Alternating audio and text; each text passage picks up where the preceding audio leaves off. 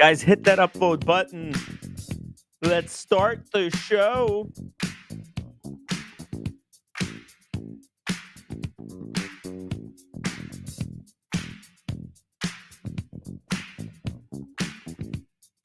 Why does my camera keep freezing up?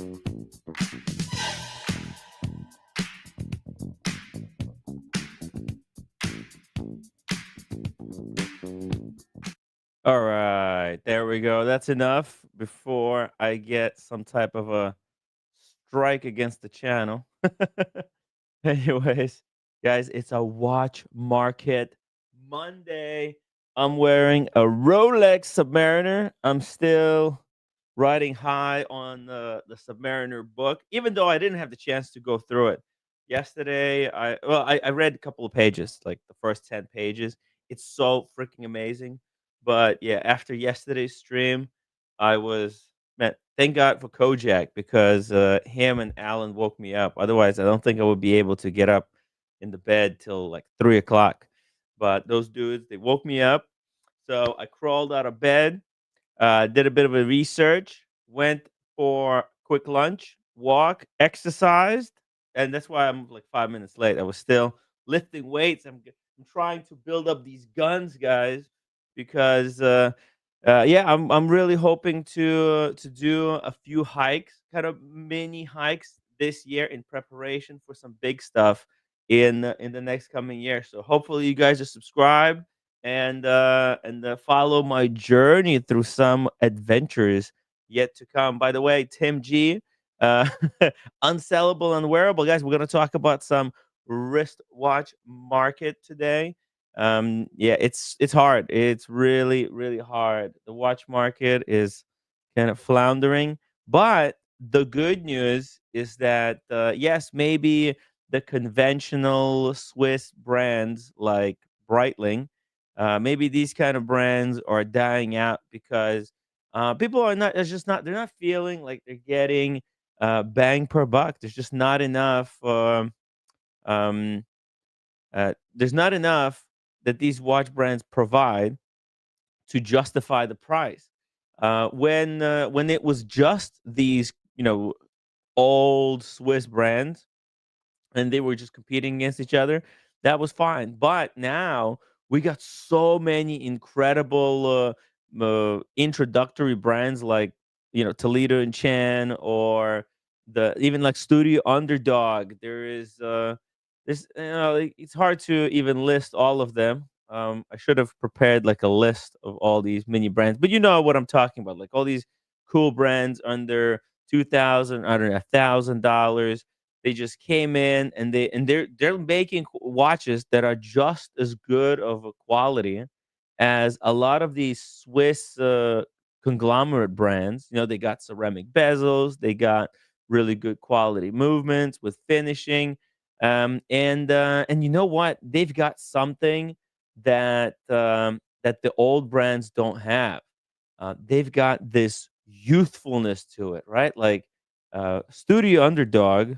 Let's just pull it up. Studio Underdog. Studio Underdog is doing so well because I mean it's just such a fresh brand. I remember when there was a big controversy for the MVMT watches, right? And that brand actually got a lot of people into watch collecting because they came in, they were so hyped, they were so um, cool for about a week, and then people found out. Hold on a second, these guys are saying they're cutting out a middleman, but they're not really doing that. They're actually very expensive compared to like Seiko and Orient and a lot of those lower tier brand watches. But like no, this the rise of the new micro independents. Oof, this is what's going to hurt the Swiss conglomerates the most, in my opinion. Because why should you spend 10 grand on a Breitling that's going to go for or Omega. Like let's just say take Omega over here for example. There's these Omega, what are they called?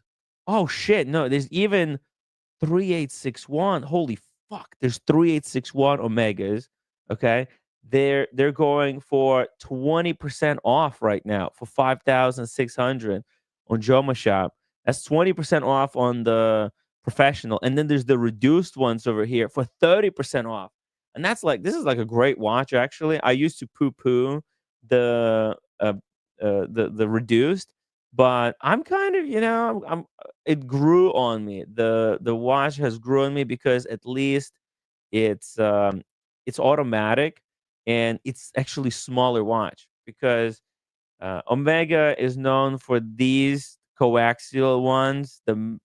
These are enormous watches, completely unwearable, and that's why actually I think reduced is probably a great introductory watch for a lot of people. Let's see what we got going on in the chat, and we're gonna continue this discussion. Dave F451 upvoted. Thank you so much for the upvote, Dave. Really appreciate that. We got Kaloy with an upvote. Dr. Bob's Nightmare. Thank you. I was very successful at catfishing. Man, I don't like this background. Sorry. I know it's kind of Christmas themed, but it's just there's no contrast. And I think for the sake of clarity, we're just gonna keep the background simple. We don't need fancy Christmas graphics. Or I mean, if you guys want me to create some Christmas graphics, I'll create something a little bit better for tomorrow. But yeah, let's just continue here. Sorry, just getting distracted. Daniel Katz in the chat. Oh no, he's busy. Cannot come due to unforeseen circumstances. Another dinner? Daniel, you gotta watch the cholesterol. You can't be going to fancy schmancy dinners 3 days in a row. It's just, take it easy. Okay, but hey, I'm just obviously joking. Enjoy the dinner and the night out, and we'll have you on the stream whenever you're nice and ready. Oh, Bud says Breitlings are great for Germans. Hey, Breitlings are great at discount. There's nothing wrong with the brand, although I did hear a criticism that unlike Rolex, the screw down crown on Breitlings cannot be fixed. So basically, the tube that goes into the watch and into which the crown screws in. This is what I heard. I don't know if it's the truth. I'm just saying. I'm just saying what I heard from a reputable watchmaker, or not so reputable. But what I heard is that the inner tube for Breitlings on their crowns is soldered into the case. And so if you fuck up the crown, and like if you accidentally cross thread the crown, you screw it in the wrong way. Um, you basically you have to like replace the whole case, or there's a lot of work needs to be done because it's soldered in. On the Rolex, the inner tube actually screwed into the case. So if you screw up the crown and the tube, you can actually pull out the tube and replace it with the new one. So it's like a really cool system that Rolex developed to make the repair for the crown much simpler, and that's why Rolex is such a crazy good brand. But yeah, look at this. There's nothing wrong with this Breitling. It's beautiful. In fact, 4 grand. What? I mean, that's better watch than most brands out there.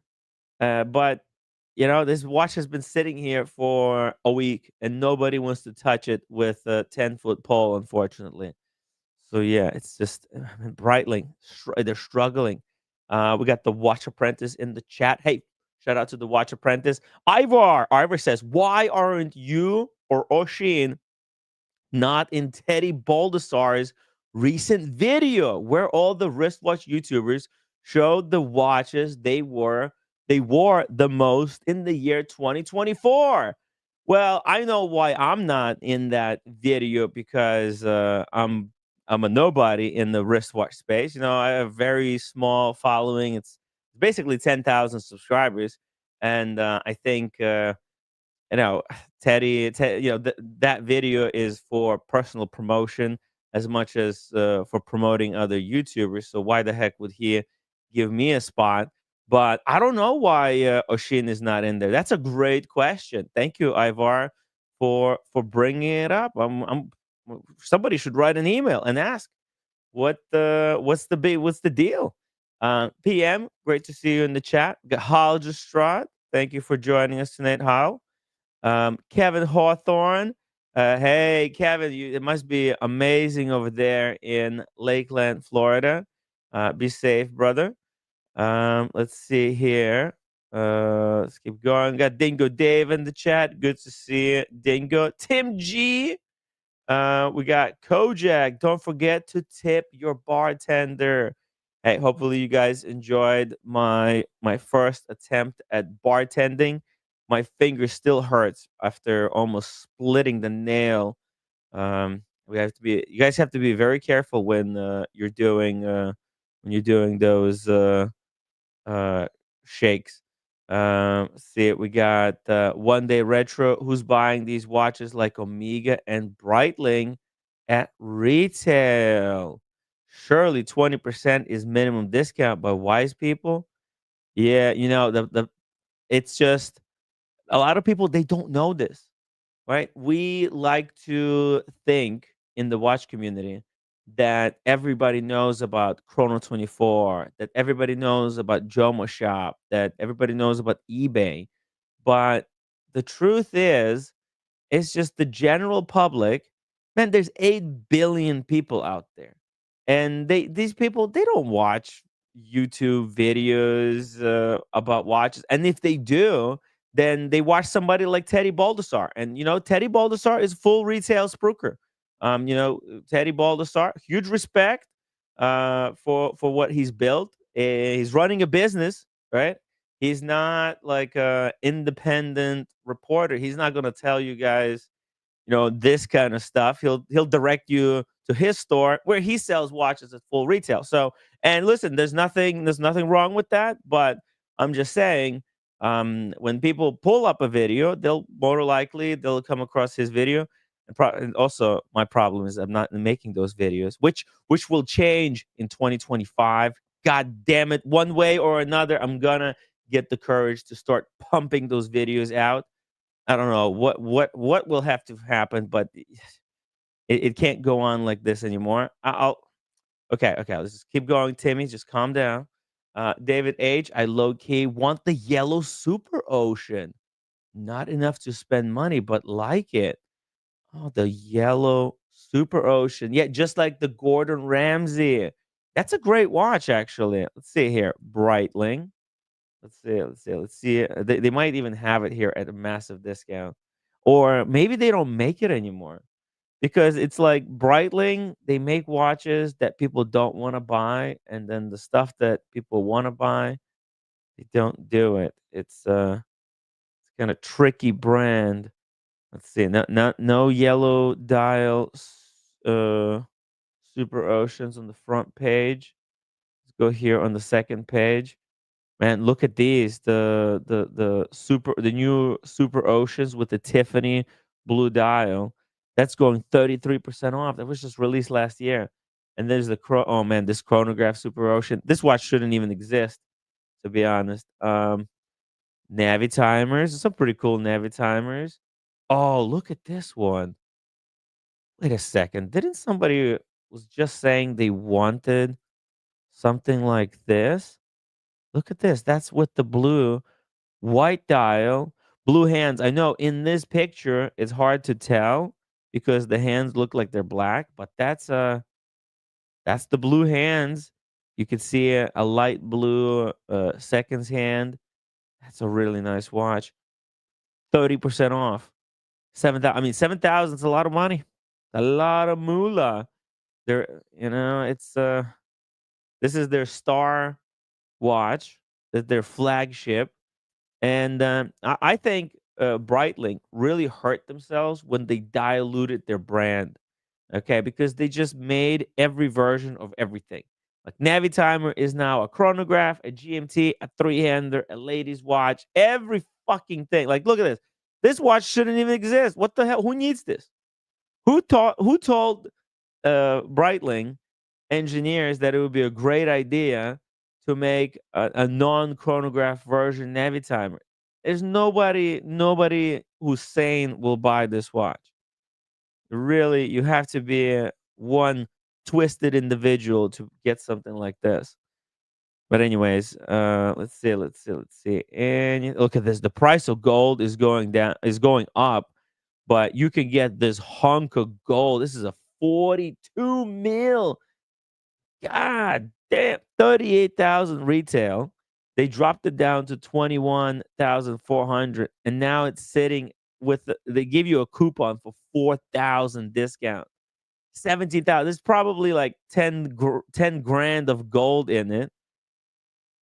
Holy fuck, man! It's kind of actually good looking. Hold on a second. It doesn't have a chrono. It doesn't have a date. Oh shit! That's actually a really good watch, guys. All things considered, this is a amazing piece. Solid gold, no date, and you could probably ask for even more discount. To be honest, I mean they're desperate. This is just Breitling on Jomo Shop is it's over. There's another one for 17.2. I don't see any of you see it like you that's a vintage one, David Edge. It just so happens that the one that you would want to get, they don't have it. But they got plenty of these ugly square ones. Let's see. Yeah, yeah. Oh, they got these Bentley ones. Oof, that's a vicious watch. I don't know whose idea that was to create, and so many too. Okay, there's no luck. I'm sorry. I'm gonna give up at this point, but we'll try to find it. Maybe it has. We have to go used market, but these are all brand new. One Olsit says it's hard. Yeah. Oh yeah. It's fucking impossible, man. It's a grind. It's absolute grind. Yeah, we lost some subscribers. You're right. Want to run retro? I noticed it as well. I guess there was some foul play going on, because I don't know. There may have been some games that have been played. Some unauthorized stuff that has been happening. Um, okay, I don't know what that is. Let's see. We got Dingo Dave, 20% off at 2019 prices. Ouch. Um, Oh, yeah, yeah, Dingo, you're right. Right, this is a big problem with the Swiss watch market, is they really shot themselves in the foot. When the watch market was doing well, all of these, instead of being humble and giving their customer kind of, uh, uh, like giving their customer an ability to feel good with their investment. No, they jacked up the prices to try and squeeze every single dollar out of customers. It was a really dirty thing to do. And now when the watch market turned, they find themselves their watches being way too high, and then all of these new brands just came in, right? Like the studio underdog, and they created all of these amazing watches that are good value for their money, and these are no longer are. So yeah, that's why this stuff has to go on mega discount. Everything must go. Every Breitling must go. But where? Where is it gonna go? Everybody already has full collections. I was talking to Mickey earlier today. Man, he's got 12 watches. He's got a watch box for 10 watches, but he got 12 watches. It's too many watches. And me too. I've got overflow. It's too much. It's really I'm gonna try to sell watches. So yeah, that's why this kind of discounts, yeah, it's not enough, unfortunately. Thank you, Jomo Shop, for a generous discount offer, but we're gonna have to say pass. Let's keep going here. We got my watch channel in the chat. I don't buy directly from Jomo Shop website. Call them. Their sales reps usually give even more off. What? That's freaking awesome. By the way, uh, oh, it's kind of hard to see, But I've earlier today I've added ER's kitty to the board, to the shelf of supporters of the channel.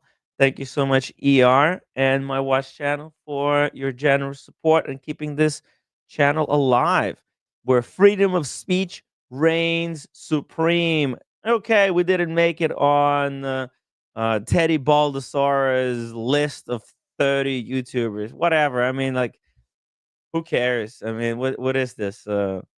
Really, like, do I like? I'm not really in the same, not in the same category as Teddy. Yeah, we both took watches, but I don't really like. I'm not going to toe any line with the authorized dealers. I'm gonna call it as it is. When I see Breitling do good stuff, I'm gonna congratulate them. When I see it, trying to dump their stock on Joma Shop, I'm gonna show it to my viewers and say, "Hey, whoa, whoa! Don't buy retail.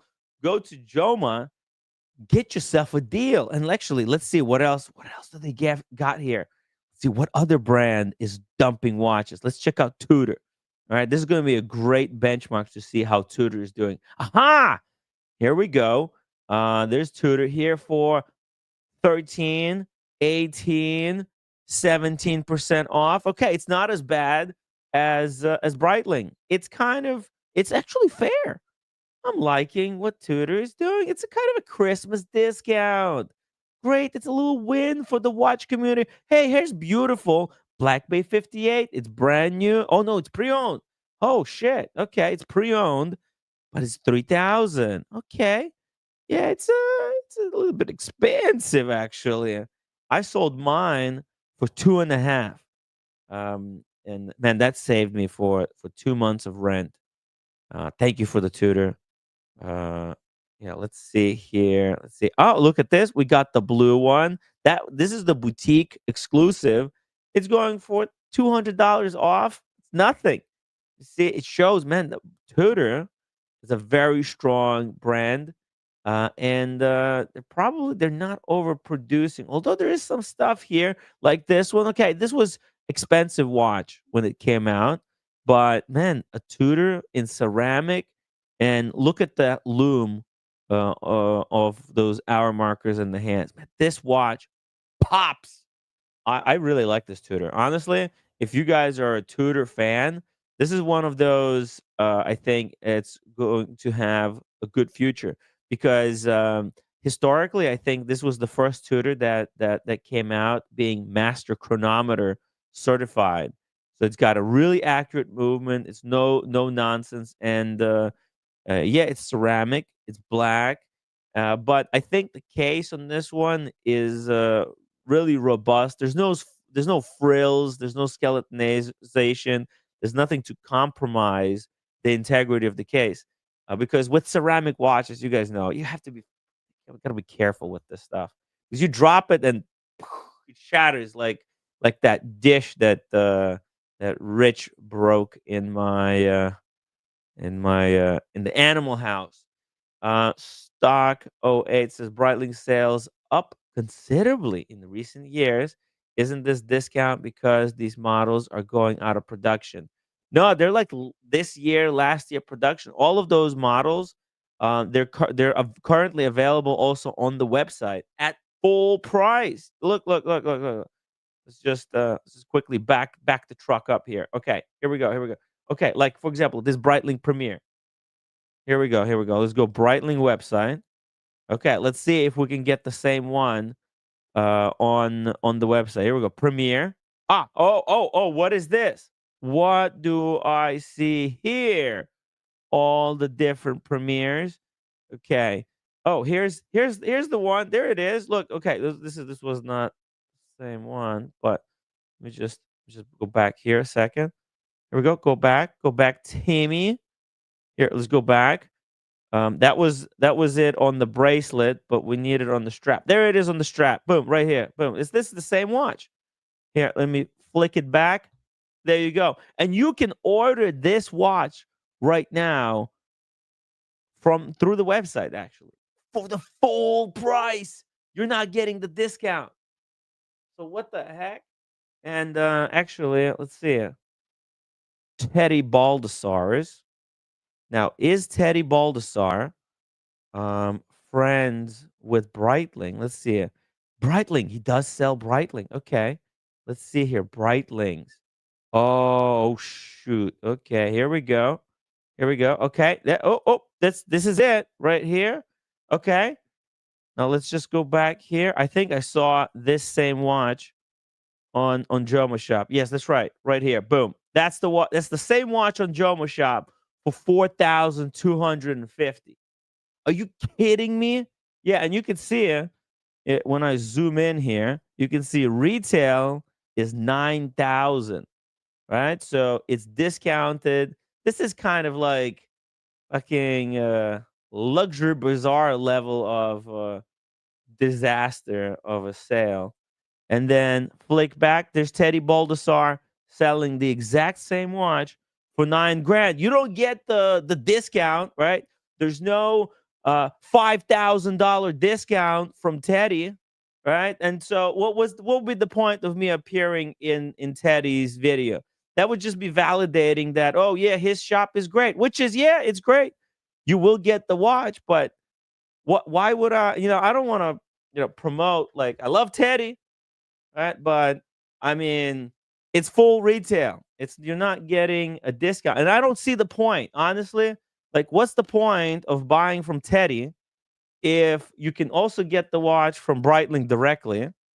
Um oh, sorry, here it is. You can buy the watch directly from Breitling, right? You can buy it for 9,000 from Breitling. You can buy it for 9,000 from Teddy. And but then you go and you're like, oh, hold on a second. The true price of this watch is actually 4,250 on Joma Shop. So I don't know. I'm sorry. It's just I just, this whole thing, like, well, it's, my integrity actually more important to me than appearing in a video and validating somebody else's shop that's selling stuff at full retail. When anyone, like, what is purpose of us YouTubers, right, to be here? What are we here for on YouTube? To give watch buyers good advice, right? And and what I see very often is that people come on here and they use this platform to promote their shop, to sell the same stuff that's available everywhere else for full retail, when they fully know, they know fully well that this stuff is, available on Joma Shop at fraction of a price, a completely unsellable watch. But sucker is born every single day, and what do you want me to do? That's probably why I'm not in Teddy Baldassar's video, to be honest. Let's probably probably this kind of stuff. I just ensured I'm not gonna be in Teddy Baldassar's video next year either. Uh, but it's all cool. It's all cool, guys. I don't really care. JCPH Tim, you can be in the know without YouTube. Trust me. I've been collecting since '86. You can be no without the YouTube. Okay, it's possible. Look at you. It's possible. Uh, uh, it's really possible. Um, you know.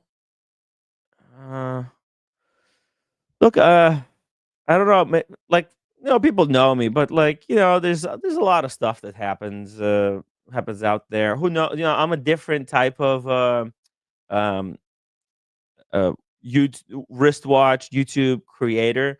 I don't really, like, care so much about my image and trying to present myself like super clean, super sharp, super corporate. I'm just here to do what I believe YouTube is for. I really appreciate this platform for what it is. When I discovered it, my YouTube channel, actually, this YouTube channel Although it wasn't always about watches. Actually, if you go and see it, I joined YouTube on November 11th, 2006. Okay, that's when I discovered YouTube. Maybe I discovered it even before that, right? But I created my channel in 2006. And I kind of when I do my content, I try to do it as if it was still 2006. So that's kind of my philosophy. The sandbag, $2 super chat. Okay. Would you ever let OC Buckley and Diego back on the stream? They don't want to be on the stream. That's the kind of trick that they played on me. They left, pretended that I blocked them, and tried to completely screw me over. So it's not up to me. It's up to them. They might cry that I'm not letting them on, but the truth always was that they're the ones who orchestrated to leave the channel. So yeah.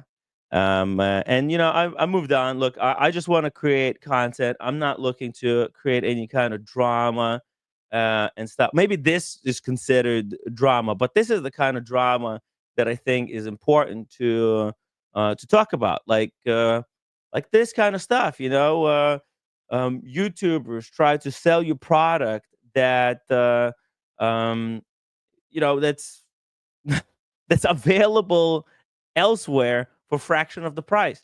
This is the important stuff that should be pointed out, and I think this is what we as YouTubers should do: bring our viewers some type of value instead of trying to create fake interpersonal fights.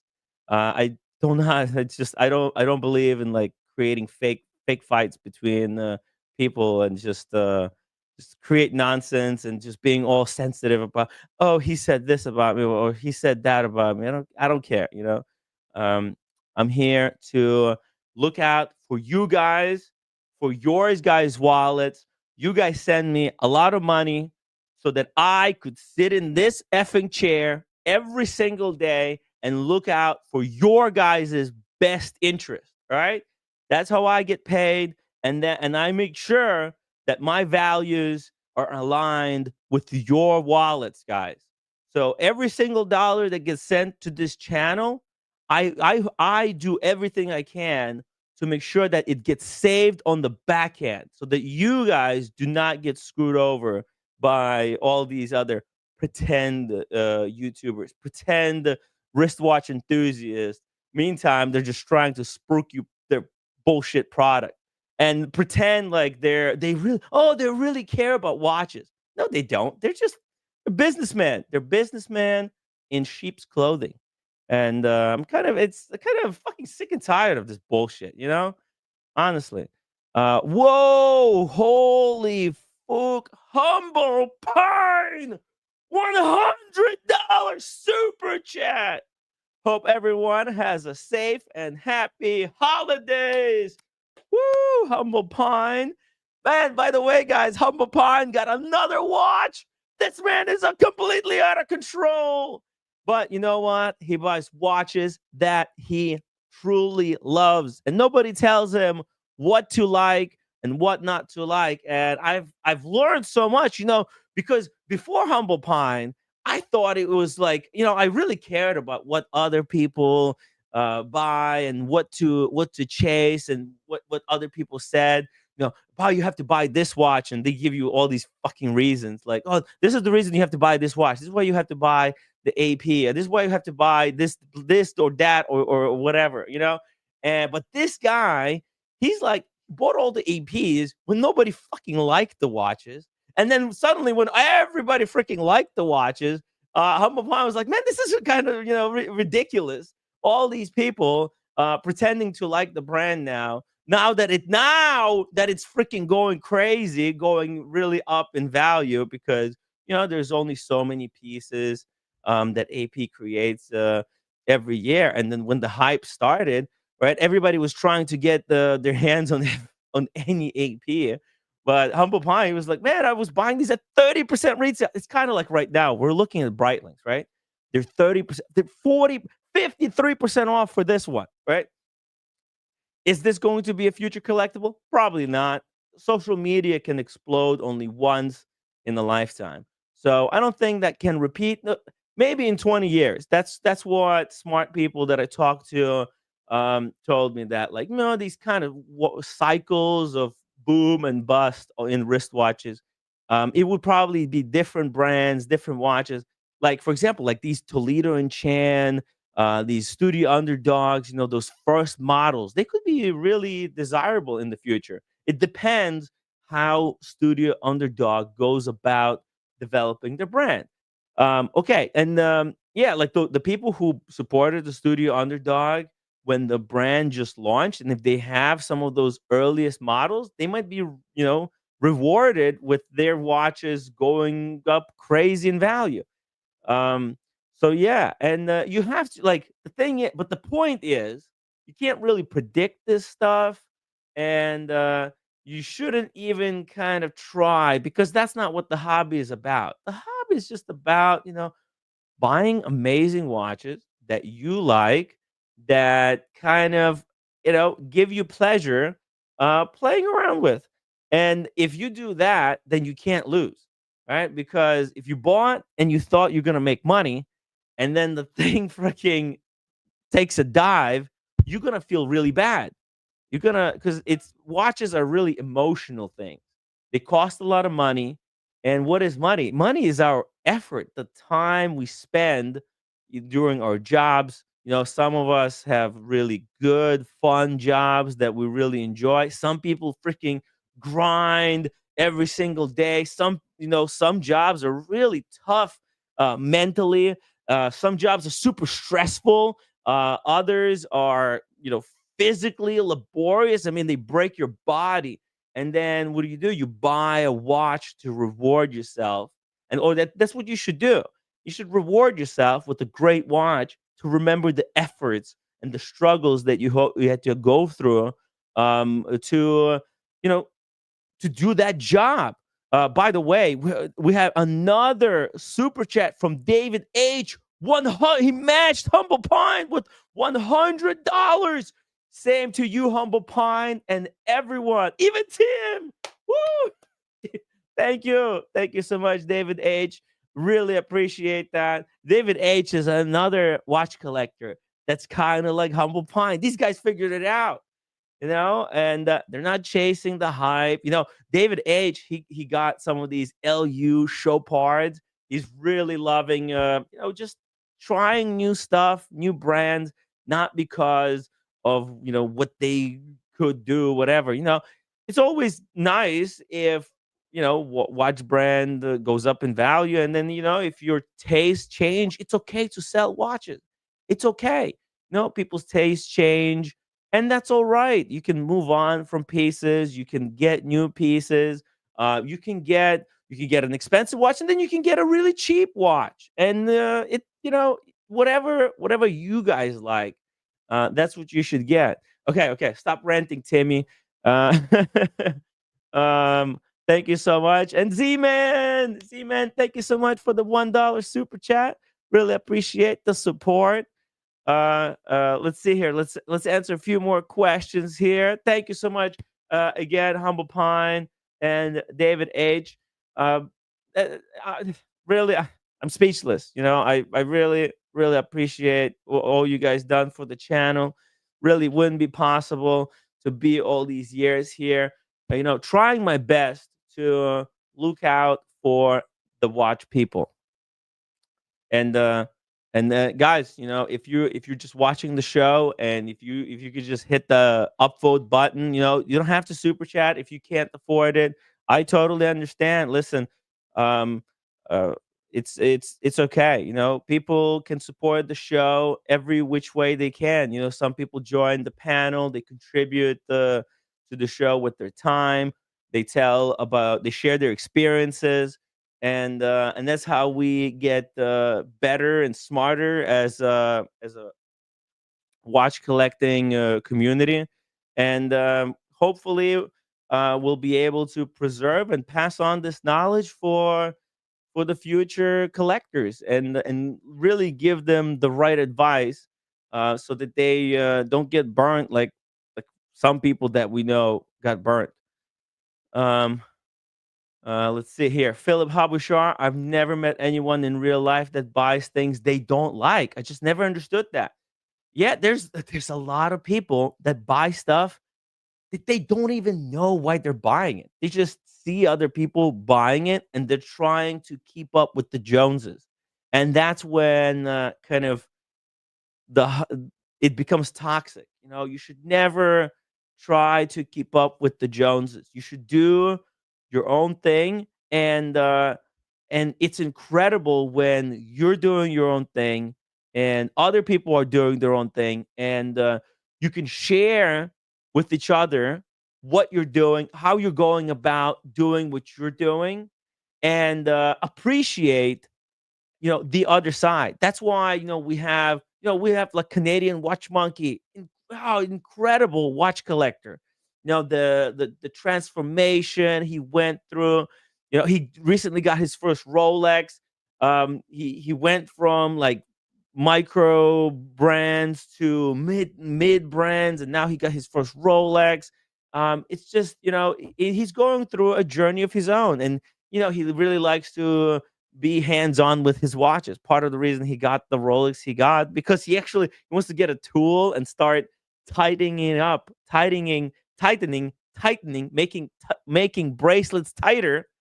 He wants to make his own.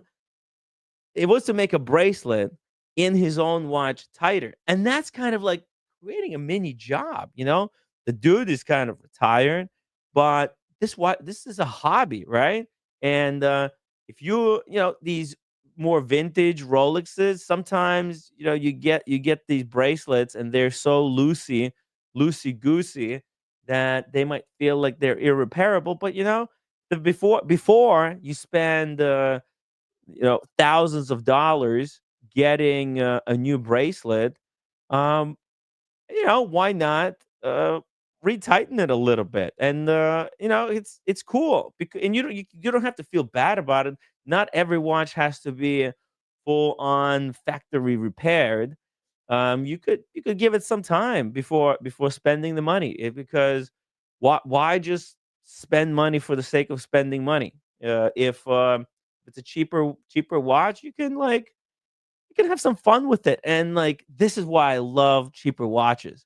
Man, you can have so much fun kind of just wearing them out, and just not caring that, because like, there's really you could get you know because during this show, I've traveled a lot to different shows to make content for you guys. And man, I bring some of these watches with me, and fucking so careless.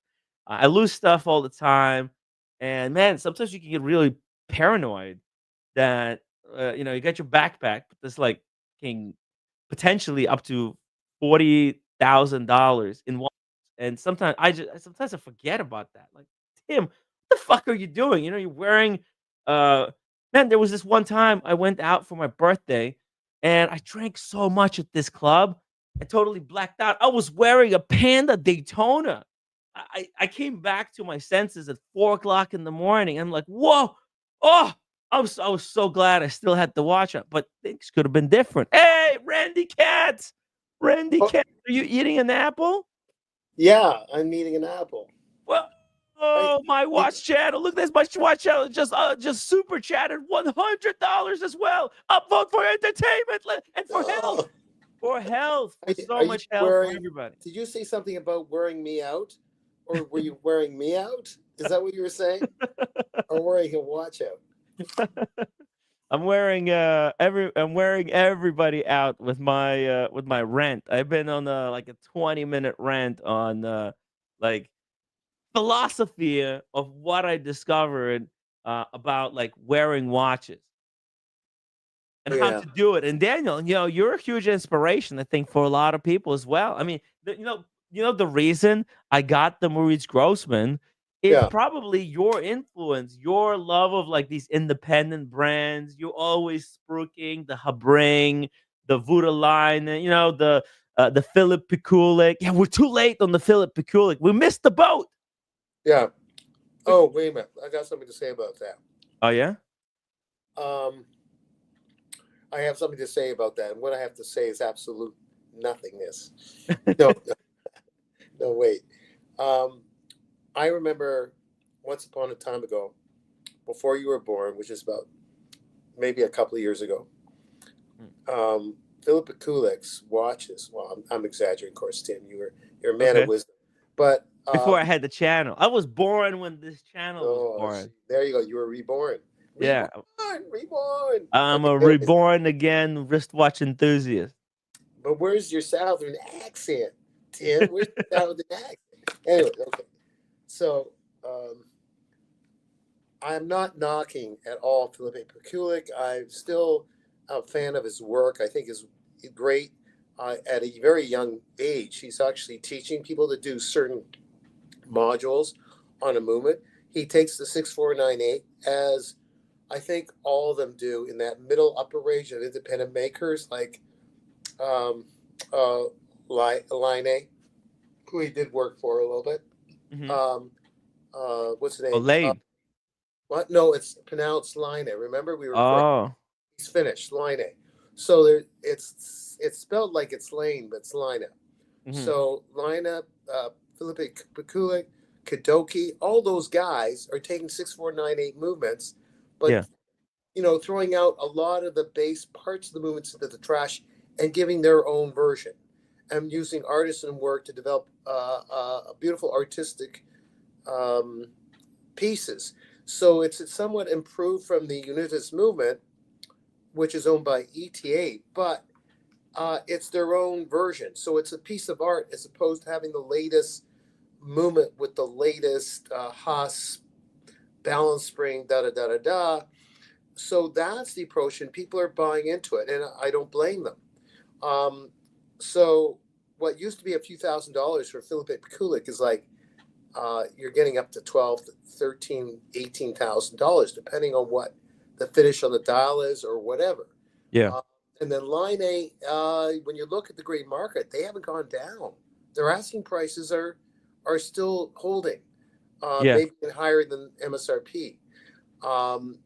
Yeah, they're kind of an upper middle range. It's maybe for the people that already have their other pieces in place, or for ones that don't want to. They can afford it, but they just don't want to pay for VC. A VC historic 1921.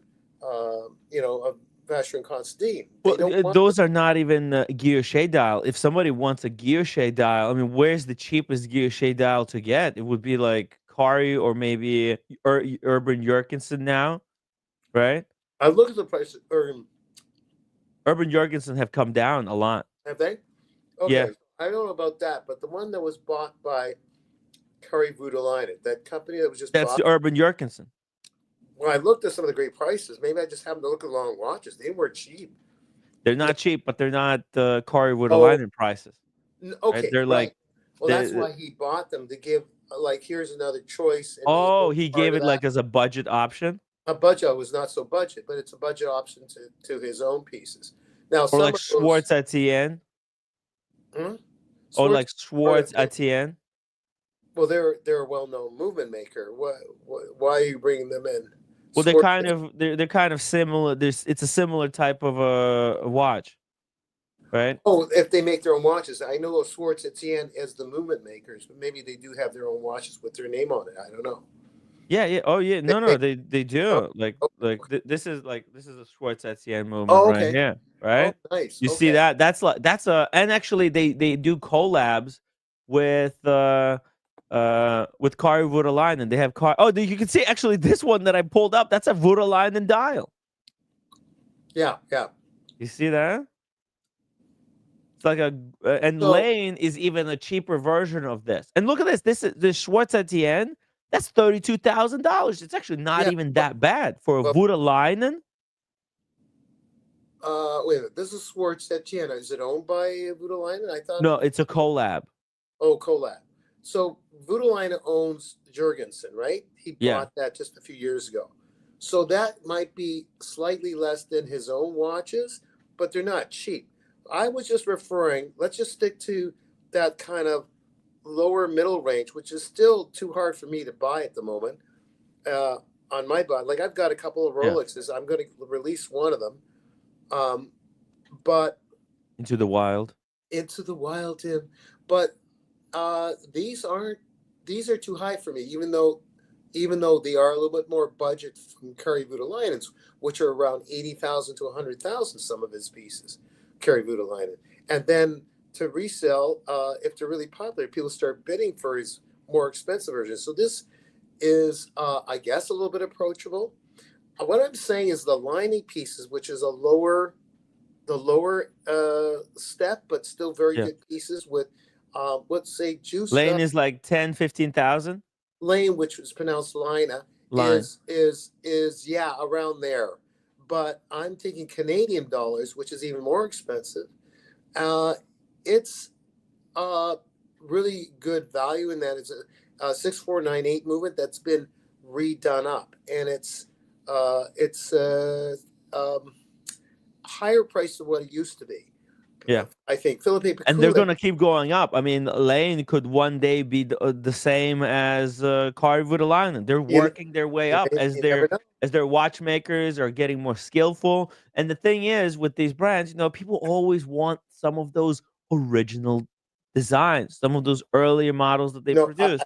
I You hear never you, but know. you never know. But there's got to be a crossover point where they add something to the movement in the Yeah. back. If they add something to the movement in the back, like make it almost a completely new movement there, then they can go shoot right up to Kari Voutilainen. Hmm. But to the average individual, Lina is still way too expensive for most people, anyways. Like if you got, you look at, we won't get into the state of America now, but there's a lot of people they're just living week to week. There's no way they're going to buy Right. even a $600 watch. It's Yeah. that's we But live in a bubble. We don't yeah. realize that. I'm Yeah. not Yeah. going to get into that. But what I'm Yeah. saying is, Philippe Pekulik is gone up in price, like way up. Hmm. Maybe deservedly so. I just don't know. But like he's added new parts to the piece. Even his pieces where the first line of pieces, the ones with the stars, He studded could be stars. But hold on, okay. it's like what used to be a few $1,000s is like I looked in the gray market. It's like $10,000 to get. We're talking about It's even above those retail. older pieces. Yeah. So it's because of the demand of it, and since I knew what they were worth before, I'm not itching to get those. It's also about his rise in Right. prominence as He's a become, watchmaker. that's true. He's That's true becoming more too. well known. He's becoming kind Yeah. of like Simon Brett or Recep. He's not on their level yet, but someday you never know. By I'm the way, saying, I'm saying that in a way, did you freeze Tim? Tim, you yes, I froze. did. No, I can hear you, but yes, Okay, I am so frozen. so I don't know behind the scenes. I truly think that Philippe Kulik can do what those guys are doing. But right now, He his hold on, his job market, his income is based on people buying at that price point, at a certain price point. And the yeah. key to that price point is just somewhat modified unitist movement as opposed to doing a whole different movement, which he can do. But right now, as a part businessman, I don't blame him. I think he's got a wife and a kid. He Mhm. wants to keep the income coming in. If it ain't broke, don't fix it. And then later he might do a completely different movement. He's showing hints of doing new movements already. Everybody has to find their market, right? The market Right, right. exists. It just if he started making $70,000 watches, doesn't mean he's going to be able to sell them Right. because he is not in those circles yet. See, the reason Simon Brett exploded on the scene the Right, right. way he exploded, it wasn't just that he created an amazing watch, right? It Yeah. was that he got into the right circles where there were customers ready to buy something like that. And then Okay, he it had, was a that safe bet. that was the one with the movement that was such you had to fit the weird case to the movement. Was that Simon Brett? I No, forgot. no, Simon Brett is the one who made the dragon scale watch that we were just talking Okay. about. He just released a new one that was rose gold with Okay. no, Okay. I'll pull it up. Yeah, I'm mixing the other fella who's also French name. Okay. So he was just into doing that right away. I don't know if he a had similar his brand. market yet. He was just so married to doing this piece and putting the message out there to do this piece, I guess. Yeah. Well, And every like the thing is, it's like just making watches is not enough. You have to also sell them, and selling is the really hard part. By the way, just really quickly here, Daniel, we were on a really long rant. We had a Merry Christmas, congratulations from Susan.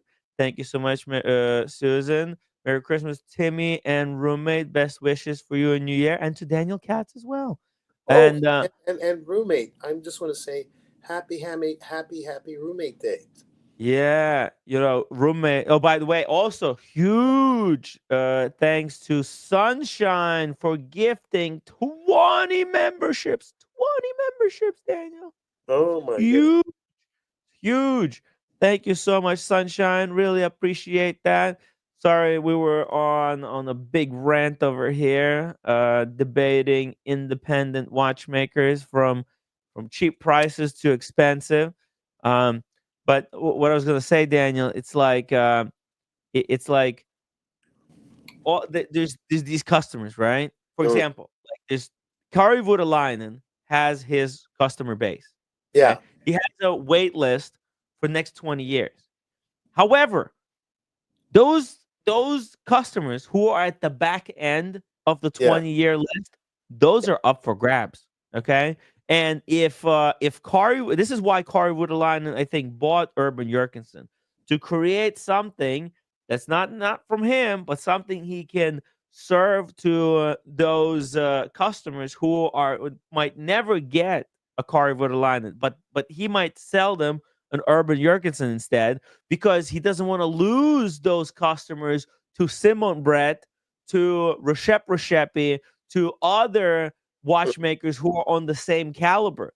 But those customers, they're very limited. There's only so many of those top end guys willing to spend $100,000 okay, on an independent watch. Okay, okay, so they're all fighting for that clientele up okay. there. So I'm asking you, is this analogy good? This analogy.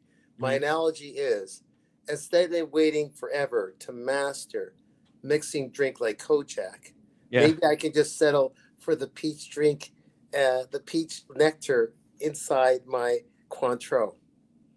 I think nothing wrong with the peach juice with Cointreau.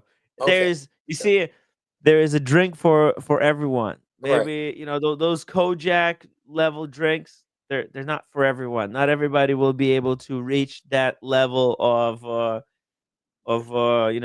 ability to make the drink. But good Yeah, news is that there's people that are gonna buy watches at every price point. Philip Pekulik, instead of competing against um, Simon Brett, against Shep Carver Line, he's competing against Rolex, right? He's saying, hold on, like guys, instead of buying a Rolex, spending about $15,000 on Rolex, get an get an independent watch made by hand, that's in the same price category. And that's where, and because there's people who are okay. on the list for Wait a minute, Rolexes, he correction. might take away some of that clientele. Yeah, yes and no, somewhat by hand, because when you're getting those Somewhat. price points, they worked out ways where the machinery's done where it's like done by hand. Compared to Rolex, which is completely Yeah, made by true. machine, it's handmade. Yeah, yeah, Okay, yeah. I would. Okay, there you Yeah, go. But yeah. but certainly the assembly and the beveling out edges and certain polishing of areas, fit and finish, yeah, by hand. Yeah, yeah, I agree with you. Mhm. So I'll just finish with this. I'll say something you won't like to hear. Uh, uh, Looking at independent brands, I like them, but being the price points the way they are, I can still get something. I might work out. There's a friend of mine that has 5 Habrings, Mhm. simply because they're all rare pieces that are still within a price point much more affordable than a Line and all the others in that mid range, Mhm. Bakulik and so on. So who knows? I might end up with another Habring. Ooh, a second Habring or a different. The only reason, well, it'll be a different look, but it Yeah. would be with a movement that's won awards in the back, reliable, serviceable, not as pretty because it's all artisan work like Bakulik, Mhm. but it does the job for a lot less money. Mhm. I do like Bakulik. His people do send me updates of new modules to their movements for the moon phase and various other tricks they have up their sleeve. Beautiful stuff. But no, but the prices just keep going up on them. Yeah. So, Yeah. but And I mean, if financial things could change, we'll see. yeah. Yeah. And that's why I think the hobby is getting a lot more interesting with some of these new stars coming into the watch space. I just hope they don't price themselves out of the market too quickly, because like Philip Pikulik, like you said, he's increased his prices. He increased, his new pieces are more labor intensive than his previous ones, but hopefully he will still continue to make something for at that cheaper price point for people Well, who look, can't look. afford. During COVID, oh, what's this? Nosferatu, aka Daniel Katz 279. I only like mixed drinks with blood. That's referring to Dracula and Nosferatu. You need to make a Bloody Mary, Yeah, Daniel. yeah. Right, right. Some tomato juice and vodka Yeah, yeah. and a stick of celery. Remember during COVID when everything there was a drop before the market really went well because they bought online with the Hmm. watch during COVID, but there was a dip before they started buying like crazy watches online because there was nothing else to do with their lives. People were buying watches that they thought was a disaster. It was actually good in a way, right? Just Hmm. when at first when COVID started in 2020, I think there was a dip and then there was a climb because people were buying online. It would help them distract from living a The, crazy life the dip indoors. happened because people panicked. They thought COVID is going to cause watches to drop in value. And Right. so people immediately rushed to sell their watches. But Okay. the reverse happened. The reverse happened right after Yeah. that mini dip. So I remember when Max Booster said, uh, in his interviews, how he had to he had to work in and support his staff. He wasn't going to lose his staff Yeah. over this, and he did whatever he could to keep them financially supported. His staff Oh, Max Booster. during that slight During insecurity the dip. Oh, during the during the dip. insecurity Yeah, period. yeah. Now, Oh. now I'm saying that we're living in crazy times in what's going on in your area of your ancestors. We don't know what the was it uh, the group that represents the Union of States. I forget what it's called. The That Soviet Union? no, I'm talking about that union, but Okay. the shut up. What could turn into another Soviet Union is the group of states outside of Ukraine. Oh, The group like NATO? NATO. So Okay. NATO, if there's a collapse of NATO and everything goes south with the whole thing with NATO, Yeah. other things go on with extreme oligarch situations like in Mhm. France and Italy and Hungary, and then of course in America. Um, then, without getting into politics, that might affect the economy, and Well, so I think if there's gonna be one more world war, you know what they said about world wars? If there's gonna be a World War III, that's gonna be the last world war. okay, I don't There's want gonna be no more. You won't have to worry about watches to right. if that happens. I Uh, think there's gonna be other things okay, let's to say worry it's about. quite. We'll have to worry about the mutants. They're Yeah, trying to that's eat your face. oh no, what, but my face what is but what my watch face. are you wearing? It's the mutant trying to rip your neck Yeah. out. What the But hell? my face is ugly as it is. That would be like one of your game shows, Xbox or something. Yeah, Mutants attacking. But yeah. let's The say it's not zombies. okay. Let's say it's not quite that kind of dystopia, but during Yeah. some um, reverse times, um, hopefully these guys can hang on. These independents. That's all. I think they're going to. They're not just going to hang on. If that's the thing with history, right? Yeah. What happened was, for a short time, the Swiss watchmakers, they've there've been a halo effect over them, because people started to really respect how old they are, right? Like, Patek Philippe, like Patek Philippe is like the oldest. No, no, I think Longines is the oldest watchmaker. Oh, no, no, actually, what Vacheron Constant Yeah. is the oldest watchmaker in continuous production today. You mean from the 15th century or when? 16th century? I think it's like 17th century. Oh, Let's okay. see. Oh, Vacheron. of their pocket watches, I guess, or Of clocks, yeah. Oh yeah, yeah, yeah. clocks, pocket watches, whatever. Yep. Okay. Before wristwatches, but they've been in continuous production, I believe. Let's see here. We go to FAQ. Would that be something in FAQ? No, I don't think so. No, we need like a history page. Where can we find it? Heritage? Oh, here we go. Heritage, our heritage. Okay. Yeah, since 1755, bro. Okay, that's the 18th century. When you're talking about Yeah. 1755, but that's good. That's still good. Okay. Yeah. Um, And look at the way they were dressed, Uncle Tim, on the right. You want to enlarge that? you know, Take a look. Daniel, this is like, yeah, I mean, I think this is like Thomas Jefferson drafting the Declaration of Independence. This is like what, 30 years before Declaration of Independence?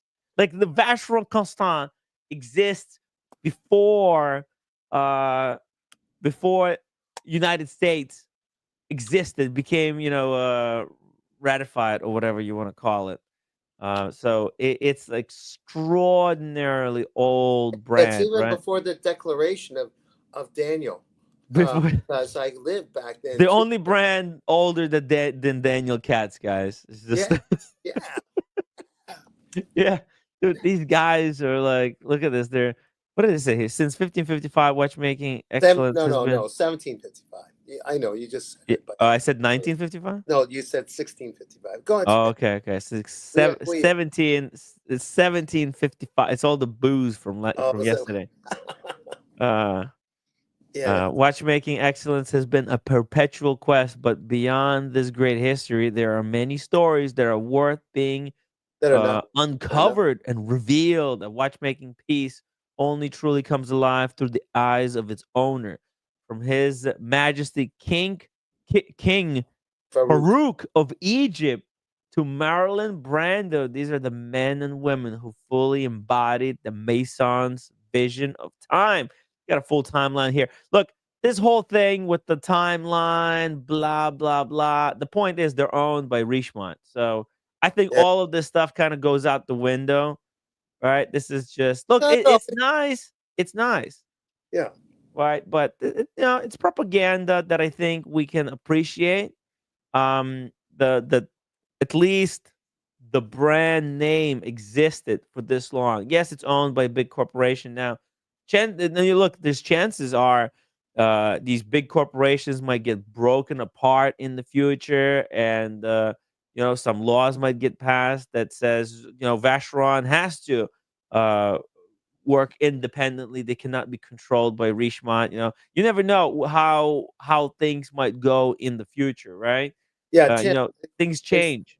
Things change. That's why I'm gonna mix my drink right now, peach and Cointreau. Okay. Do it. I just Do saw. it on the live stream. Oh, A live stream challenge. all right. For Kojak. Is Kojak watching? I hope Kojak is watching. Hey, Kojak, if you're in the stream, watch this. Daniel Katz gonna whip up a drink here in your honor. Yeah, look, like Vacheron, guys, the oldest brand. Yeah, this is great. It's great, but let's just calm down. Okay, it's good, but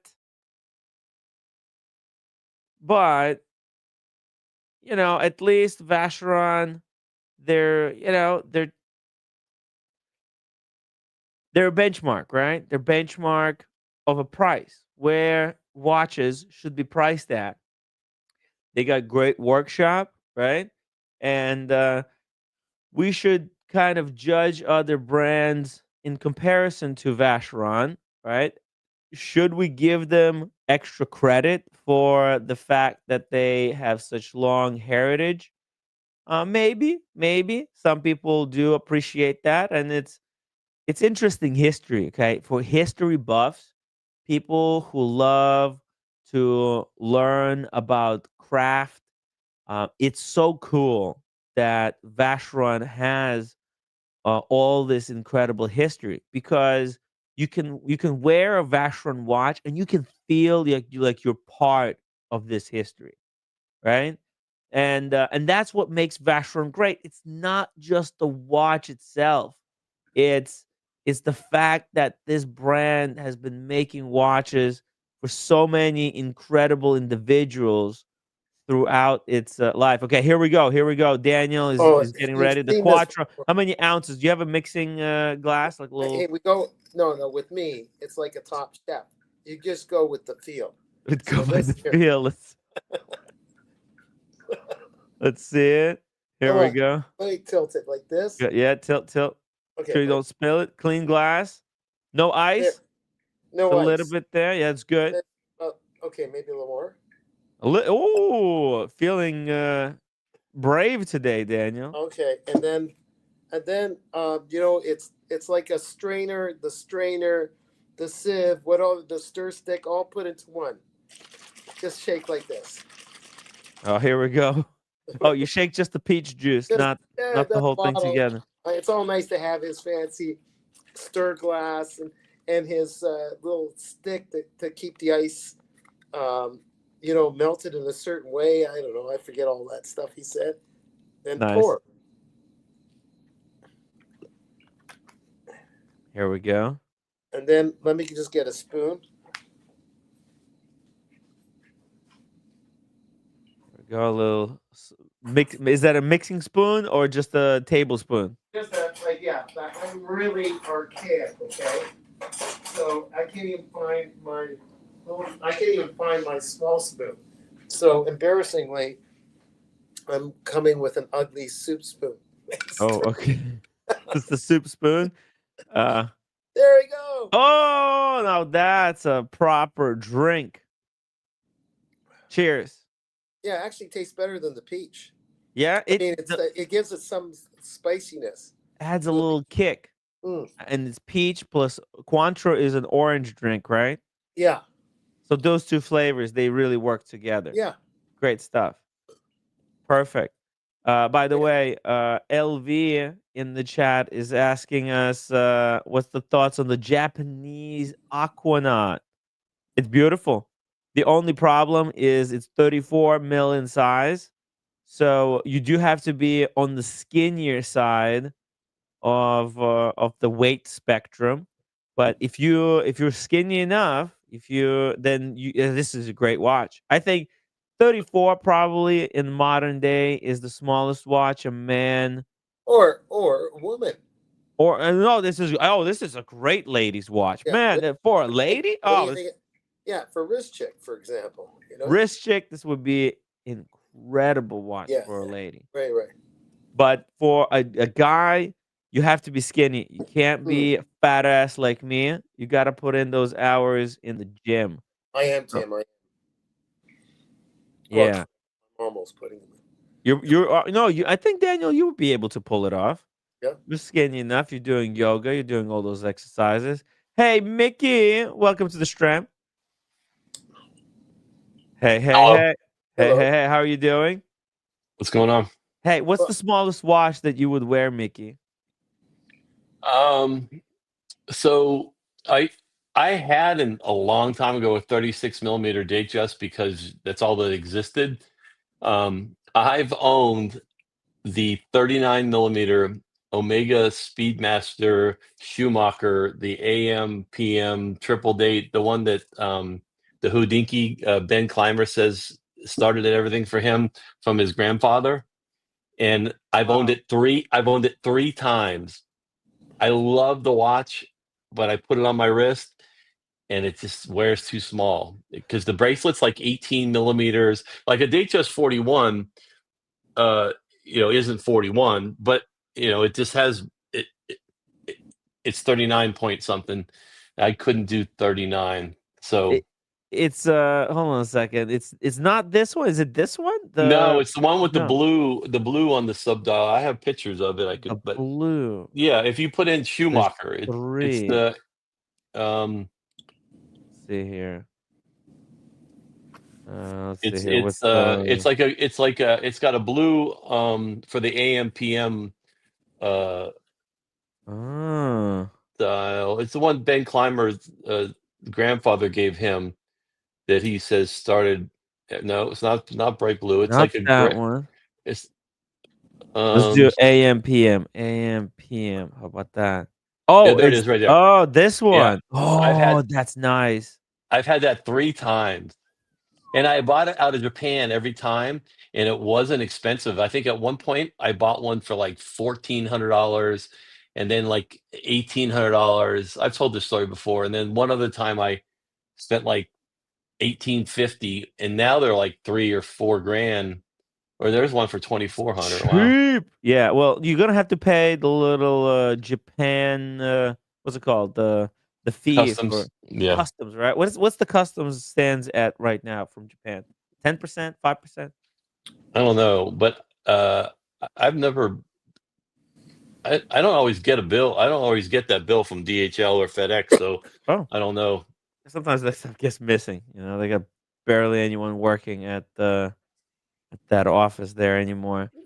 But this is a great watch. Oh, I It's a lot love of that color. watch. Yeah.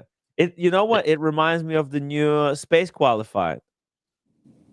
Oh, for sure. Some of the coloring and stuff. Yeah. It's also the one that Hodinkee did the reissue of. They did a 40 millimeter version, but you can't get that for less than 13 or 15,000.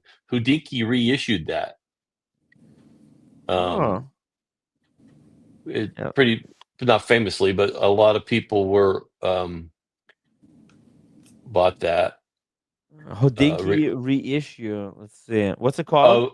Of the um, Speedmaster AM PM Schumacher. I don't know. It should pop right Oh, up. shit. Oh, yeah? Hold on a second. Let's see. Oh, I think I found it. Whoa, you're right. Look at that. Yeah. So that's pretty cool, but I'm not spending Yeah. 13 grand on it. I think when they sold it, it was 7 or 6,000 or something, but they were limited. Oh, fuck. This is probably because Ben Clymer had a chat with the guys at Omega, right? And Right. Well, yeah, and Hodinkee, he yeah. was known for that other one that was his Yeah. grandfather's, and so they reissued this based on that for sure. Wow. That's a sharp watch. Interesting. If I could find that for 7 or 8 Mhm. grand, I would buy it just because it's a little bigger than the 39. Yeah. What's the size of this one? It's just 42? I think it's 40. Oh, 40. Whoa. I think so. I don't know. Man, is it 3861 movement or it's 1861 from the older? It's only a couple years old, so Hmm. I Oh, then don't maybe know. it's 3861. Interesting. Yeah. Pretty cool. By the way, we got Bud here saying the oldest watch brands in the world. Number one, Blank Pawn. Is it really Blank Pawn the oldest brand? I think the difference is that under constant operation, Blank Pawn, they went out of business like multiple times. Blank Pain. Let's see. Oh, watch company. Let's see. Blank Pawn. Oh, damn. Yeah. They claim that they're since 1735. So Blank Pawn was started in 1735. But yeah, obviously they went out of business. Favre Lubeau, Vacheron Constant, Breguet, Gerard Perregaux, Baume and Mercier. That's surprising because Baume and Mercier, they're not on anybody's radar. They don't get any love. Then we got Longines, Jaeger LeCoultre, Patek Philippe, and then number 10, Ulysse Nardin. Rolex is nowhere in the picture. Rolex is a relatively new brand, right? 1908. Yeah, Ulysses Nardin have been around for a while. Maybe Baum and Mercier did make some really unique pieces back in the day, Mhm. but they're more commonplace movements that are in their move. I think in the back of their pieces, just because whatever their price market point where they're aiming at to keep the price low, they're using, I think, Mm. more of the ETA movements historically, but I could be wrong. GP are their own movements. Breguet is a master, the Breguet hands and so on, and Yeah. goes on. I just want to revisit Schumacher, like wearing the Oh yeah, yeah. watch. Schumacher. Schumacher himself, sad story. He's still recovering from a ski accident back in 2013. Oh, 2013. He's not old, but he's in a home, so it's a real sad story. tragedy. Yeah, from a very horrific ski accident.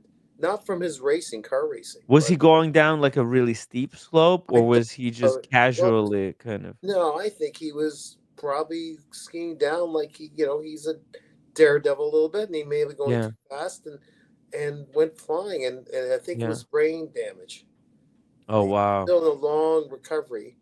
They're hoping that he gets to a certain place where he's developed, but he made his money in a way. So Yeah. but also in Europe, I think there's a lot of you know, uh, med plans that cover you regardless of whether you have the money for it or not. But he's in a home apparently. I think. Is he like in the public home, or is he like No, he I could mean probably like afford a where private care? No, maybe a high end kind of care home for people that have completely injured themselves or or can't. like a physical therapy, No, no, like we're a talking about to be able to be fed, like when you wow, can't use your arms, when you can't use your legs, when you. I think it's more like that. wow. Brain. I think it was a brain thing, also with that accident. It wasn't like a spinal injury; it was like a Oh, I brain don't injury. know the details. I didn't want to read it. Mm. I didn't want to get depressed. Yeah, that's I think really it's sad. when you say the head. When I say the head, that's Yeah. part of the spinal thing. Hmm. I would think. It certainly would affect his spine. A ski accident. Yeah. I was just referring back, Mickey, to the Schumacher that you bought. Yeah, Oh, I he was to the actual guy. yeah, so the greatest F1 driver ever until maybe Hamilton passed him, I think. But he was skiing with his family Yeah, yeah, and hit his head. I didn't hear if you talked about that. Yeah, and yeah. they've been really secretive about it. He's still alive, but But I he's in don't a home, know. hopefully getting better. But it's a long haul for recovery. It's been a number of years. Yeah, it's been a long time, Yeah, so I don't know. yeah, There were rumors a couple years ago that he was able to do some kind of communication, whether it be blinking eyes or something. oh, yeah. They've kept it completely Okay, private. okay, yeah, yeah, yeah. And I think that he's worth hundreds of millions of dollars. So I think they have him in a care. I think they have a care facility, but it's actually his. He's not in some home somewhere. He's actually being taken care of by doctors, Yeah, and yeah, like for millions of dollars a year. Supposedly, I read some crazy stuff. I don't want to make stuff up, but yeah, yeah, he's getting the finest care. But yeah, sometimes the finest care doesn't bring you back from this. yeah. Right, true, true. Also, like being super secretive, that's a bit of a red flag. I mean, he's Yeah, if was there was Mr. any good news, you think they would be sharing it. Yeah, but like maybe they're worried about like preserving his image. But look, for example, there's other people who had injuries like that, and they were public about it, right? What's the name of the guy from Back to the Future? Yeah, Oh, that's Michael J. Fox, our Yeah, Canadian. Michael J. Fox, Yeah, right? yeah. He had and he's that got Parkinson's. Parkinson's. Yeah, he's not afraid, to share, But his but struggles. He's yeah, like, but that's him. The family probably would have want more secretive and I would say it's really down the middle, 50-50. Some families say, "Oh, it's kind of touchy, I don't mind other people knowing," and other people No, it's not about the fear of his reputation. It Mhm. just that's personal stuff they just don't want. They just don't feel comfortable letting out. They do want affection and well wishes and all that Mhm. stuff, but they don't want to give out the details, and I kind of understand Right. that too. If he can't communicate, then there might be no point. Like it says, almost 11 years ago, almost 11 years have passed Yeah, since yeah, Formula One legend Michael Schumacher suffered a life-altering injuries while skiing. The seven-time F1 world champion sustained a severe brain injury in December 2013 during a ski yeah. trip when he strayed slightly off pissed, leading to a fall where he struck his head on a rock. What Oh, what are the odds? This doesn't sound like he was wearing a helmet then. yeah. So Man. sad. He was immediately rushed to hospital and placed into a medically induced coma.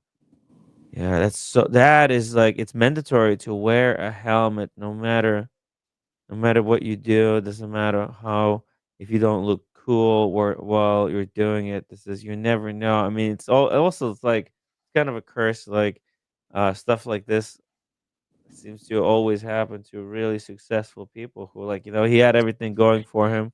Yeah, and that's the irony of it is like he Mm, risked his life basically in those early yeah, F1 cars, and then he dies skiing, or he dies. He gets that injured yeah, skiing with his family. It's like so ironic, you know.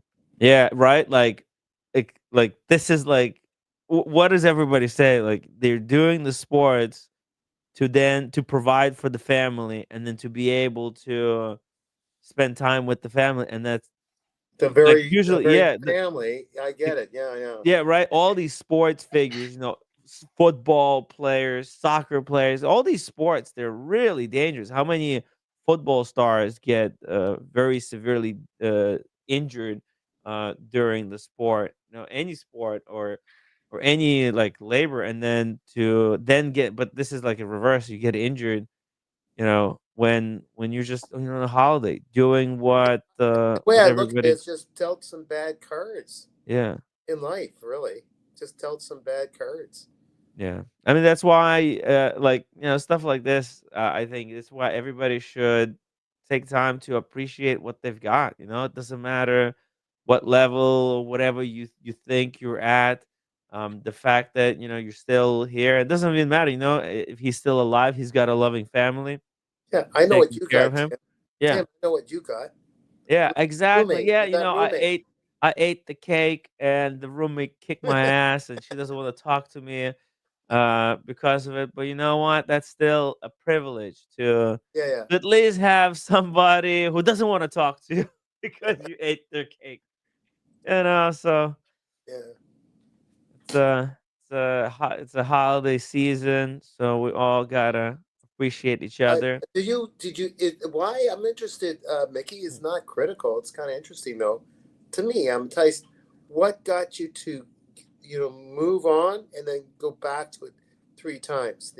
I just loved it, and I kept convincing myself that I don't need a big watch, Mm, and and then I just if I don't wear a watch, I and that may have been over honestly 10 years, okay. like, and you kind of forget like how much you didn't like it, and then you try it again. Yeah. But I know better now. Mickey, you should do it. You should buy it again. maybe Well, maybe and fourth now the time worst is part the was I charm. was buying it so cheap. Now it's hard to spend $1,000 more. I Yeah, feel stupid. I think. yeah. Hey, I put a video in the private chat. Uh-huh. Uh, I have an offer from an AD for a watch, and I wanted to get the community's thoughts and your thoughts. And Oh, okay. I'll tell you what the deal is. Let's see Um, here. Got it so pull up. it's Ooh, it looks big on his wrist, but it's only a 40. Uh, that's the Portuguese. Portugieser. Um, they retail for 7,100, and the AD will give it to me for six. This is a Mm. No, 7-day power. No, no, this is not the 7-day power reserve. Not, It's their automatic, right? yeah, He'll give it to me for $6 and throw in a brown IWC Croft or any John Rousseau strap. So I don't know what everyone thinks of that. I don't know if it's too much dial. I think maybe this. I love the look of it, but then I think sometimes the sub dial looks a little too big for me. I don't know, or I think proportionate wise. I always like this watch, so my biased opinion, and that's what it is you're thinking too hard on this. It's just Yeah, and $6,000. It's got a beautiful movement with the display back. No tax. Of course, I'd have to pay tax when it comes to my state. And then a $300 or $400 strap in addition seems like a good deal. I just don't know. It definitely would be some. I don't have anything like it in my collection. Definitely My something meager, different. my meager Right. collection, as it were. Meager collection. You're funny. is No, this pre-owned What? or is it brand new or No, that's brand new from an AD for $6,000. oh guys, let us know in the chat. What do you think? You know what this watch reminds me of? And like, I'll just, it's a Rolex, but I just want you to see the Rolex because whenever I see this watch, it kind of reminds me of a Rolex, which is like this watch is a great alternative to this Rolex, the Oyster Perpetual with the silver dial and the yellow gold hands. Oh, Daniel, you're doing another drink? You're doing another Cointreau mix? no, it was empty and I was just having peach for the peach. Oh, okay. The Cointreau is not in there anymore. I just so you see I'm a charlatan. The first Gotcha. was the mix, and it was It's just okay. It's okay. Not every drink has to be with the booze in it. yes. Uh, you could do what's it called? A virgin or Yeah, what are they called? Yeah, virgin. mocktail, but I had so I had my own. It was called the Cat's Punch Out. It was called the Cat's Punch Out drink, which includes just simply Cointreau and peach. Nice. Is that the drink I saw earlier? It has blood in it or something? This saw peach, something. that's all it was. Peach. Blood of Oh, peaches. The blood of peaches. Yeah, the blood of peaches and some Cointreau. yeah. So Violent like name. everyone kind of knows my collection. You may have a picture of it. My watch box. It's different than anything that I have. I don't know, and I just wanted to think what everyone thought. Like, is IWC like Breitling, where the second you drive it off the lot, you lose 40%? I think them going from 7,100 down to 6 plus a $400 strap, no tax, makes it a pretty good deal. Let's check Jomo Shop. I think you got it at the low end of the spectrum. You're fine. And it's brand new, from an AD, so yeah, but not used. You can find a used for like 4,600 or 500, but the straps are all sweaty and gross and but the way I'm looking at it is a big chunk. You know about the 30% when you drive the car off the lot. We all know about that. So yeah. Your version is some of that car off the lot has already been taken off before you bought it. So you're good. Yeah, on the used version. So there's one there's one from Joma, but then again, it doesn't have papers. Right. Exactly. You're not gonna get the 8-year warranty. I think you might get like 2 the Jomo Shop warranty. Yeah, and actually, does anyone? I trust Joma Shop. I've bought things from them, but does anyone really want to have to deal with sending a watch back to Joma Shop and whatever creepy watch repair guys there? I don't. You're well. Also, like this is not. There's no difference in price, right? Because if Jomo I'm Shop was cheaper, like and they're going to charge 4,000, me tax. They're going right, Joma Shop's going to charge me tax. That's right. right. And if this was like 4,000 on Jomo Shop, but they're offering it to you for 6,000, so basically you're getting the same Jomo Shop deal plus you're getting a Jean Rousseau strap to go with it. Plus, Yeah. you're getting the warranty that's much bigger. So you're not like Jomo Shop is not a better deal in this case. Which I listen. If So Jomo Shop was selling this one then, for 3,000 brand new, I would tell you, hey, just get it from Jomo Shop. right, But but that's a good point because all things considered, why Mhm. would I buy without papers? But Right, um, right. do you Which have that picture? It's not about me, but like I sent you a picture of my box recently. oh yeah, can I pull it up? Yeah, I don't care. Let's pull it I up. Okay. so and I really do. I'm being cheesy, but I do really care what the Dingo Days and the Humble Pines of the world, and all the guys think. If you tell me it's a shitter or if it's um, not me, then No, I. no, no. Look, it's about you, whether you like the watch. Oh, I know. Yeah, if you look at my collection, you can tell that I'm not worried Yeah, about people. yeah. Uh, Let's see here. Let me although pull I'm this too up. heavy Rolex, and that's what I'm trying to do. I'd like to get an IWC or Some I want diversity. a diversity. Yeah, I'm a single trick pony or whatever the saying is. Here we One go, trick pony. guys. This is Mickey latest collection update. Post getting rid of some Zeniths. You got rid of quite a few watches, right? Yeah, I got rid of all my 5 digits. I got rid of the Zenith Defy. I got rid of um I got rid of my Submariner. I don't have a Oh. sub 41. I don't like the clasp. I'm one of the few people on the planet that never use uh the glide lock, like never use it once, and I just couldn't stand Mhm. lugging around all that extra weight on the glide lock that I know people love and say they use 10 Uh, times a day. I did never used it. did you have the 40 or the 41 I Submariner? had I the think you have 41, so ah, it had the 9-inch clasp. the 9-inch clasp. Exactly. That's why I'm a huge fan of the 40. I Yeah. at first I was like, "Oh no, Rolex they made a new movement," but they also increased the size to of the buckle. That's too big now. So I'm happy with my 40, even though the movement is not Although as I good. like the lugs better on the 41. If they just would have left the bracelet alone, refined those lugs a little, I would have kept it. But Mm. I I do have two because I've told the story for 4 years now. I got one for me and one for my son, but I can't get rid of his. But I don't consider it mine. The Datejust, right? Or which one? No, the sub 41. Oh, the sub 41. Okay. Yeah, because you actually Yeah, got two, right? They sold yeah, you yeah. The 80 sold me I two. forgot that they sold you one and they sold you another one.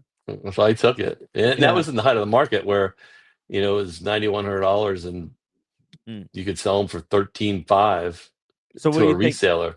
what do you think, Mickey? Are you looking to sell some pieces from this collection? There's Or you're nothing that looking to add no, so there's nothing there that wasn't bought like the Omega 300 with the lollipop. I actually bought yeah, that from WatchMax, and I got such a good deal on it. It's my beater. gotcha. I bought the Carl Buscher annual calendar, even though it's a some people consider it a shitter. It's now a Uh, Rolex. it's yeah, but it's the complication that I don't have. I love being able to see that annual calendar work, and Yeah. the I've had the Speedmaster since freaking 2009 or something, so that's going nowhere. The Breitlings were bought cheap as chips, the old Navitimer and the Cosmonaut. So there's no real money there to me to, if I want $3,000 or something stupid, or I don't know. Um, and then the black on the bottom left is we'll never get rid of that, and that just came back from Rolex Dallas. The Explorer 2 is probably the only one I would sell because I feel like it wears too big for me.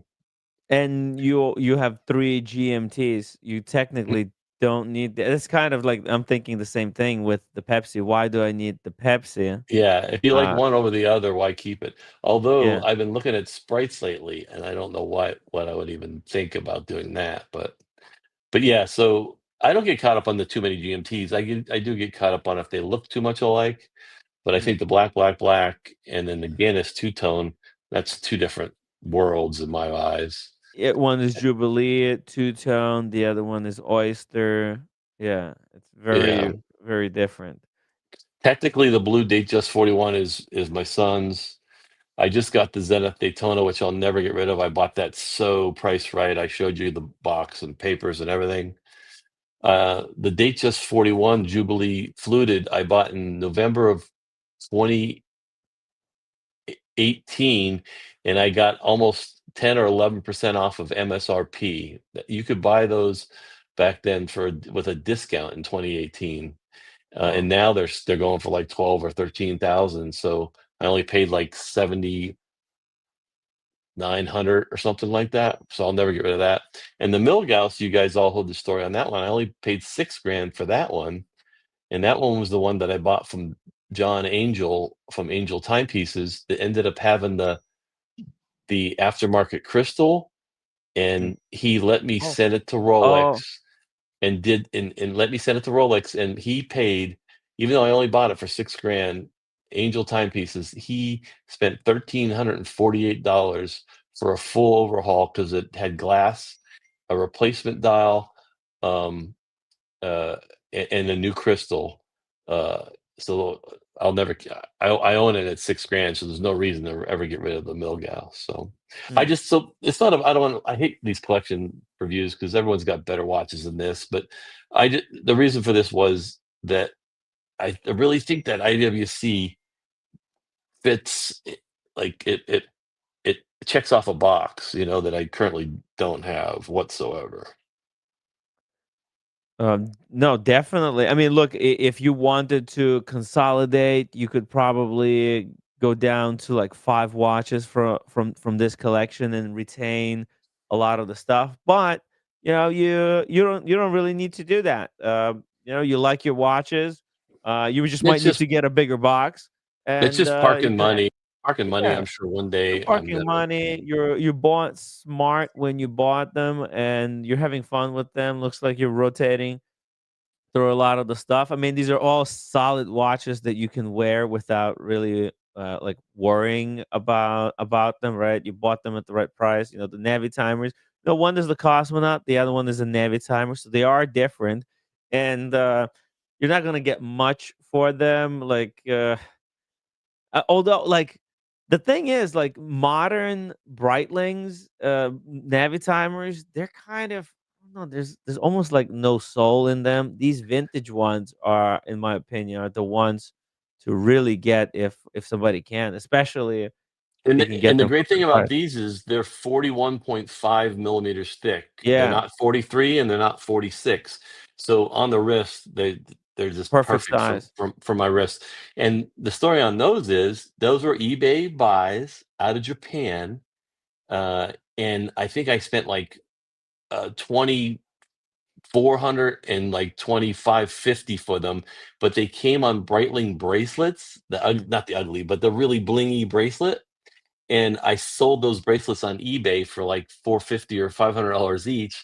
So technically, I'm into those watches for like $1,800. I did go Wow. buy Yeah, real Breitling crocodile straps for them, so that yeah. was but because I like the Breitling crocodile, but so those are so cheap that there's no reason to get rid of them. And the Cosmonaut just came back from Breitling, a service, and it was there forever because they had to go to Switzerland. They had to make or produce, or they had to do something with a jewel. They Huh, had they had to get a jewel from Switzerland, and they ended up sending it to Switzerland. So they had it forever, but it, huh. it came back and it's perfect. So Yeah, because it's a little bit different movement. So maybe like locally it would be a little bit more tricky to service them. But hey, something about Breitling, one of the jewels. They had to replace one or two jewels, and they didn't have any in stock anywhere in North America. And did then they charge you extra for the no, no, that service? was No? part of this. That was part of what they had to do, the service. Yeah. Cool. Yeah, so that's good. That's good. The Speedy, look, that's the kind of the same Speedy as I have. No, the black dial Speedy. I think any like super serious watch collector has to experience a Speedy at least And once in a that lifetime. Speedy's actually the same as any other Speedy, except for the case back has Uh-huh. the Cernan Apollo 17 space patch on the back of it. Yeah. It's a 3574.51, so it's instead of a 30, whatever the normal 3750 is, this is a 3754, I think. So it's a little unique. It was limited edition, but they did 2,000 of them. But still, it's a little 2000. yeah. That's not too limited. It's got the Cernan Apollo 17 patch, But you which know is what? Still, that's something that separates it from just the black one. That's right. just Yeah, baseline, right? right. Yeah, it's got a pretty cool case back. So Mm. Yeah, anyway. exactly. It adds to the story. Oh, Daniel, you gotta go. I got stuff to do right now, so Okay. Okay. Hey, we're discussing here the collection. So if you free up and we're still live, feel free to okay. rejoin us. Yeah, nice Okay. collection, Mickey. I got to go for a while. Okay. No problem. Okay. The Adam Troutman says the top left looks like a Baltic. He's kind of true, but it's a bad picture with the glare. That's the Seamaster 300 Heritage sandwich dial, with the lollipop, and it's got the sandwich dial. Uh, yeah, sandwich dial. It's got the loom plate behind it, and then the numbers are cut out. So like if you were to kind of let's say the standouts in the collection is definitely this Seamaster, right? The black dial GMT, right? Your new Zenith Daytona, right? Yeah, I can ask you a question. If I had to Yeah. keep three, it would be the white HS 41 Jubilee fluted. It would be Mhm. the Zenith Daytona. Mhm. Um, In the boy, I was black gonna black say, black. and the black, and it would kill me to get rid of maybe I could only keep four then.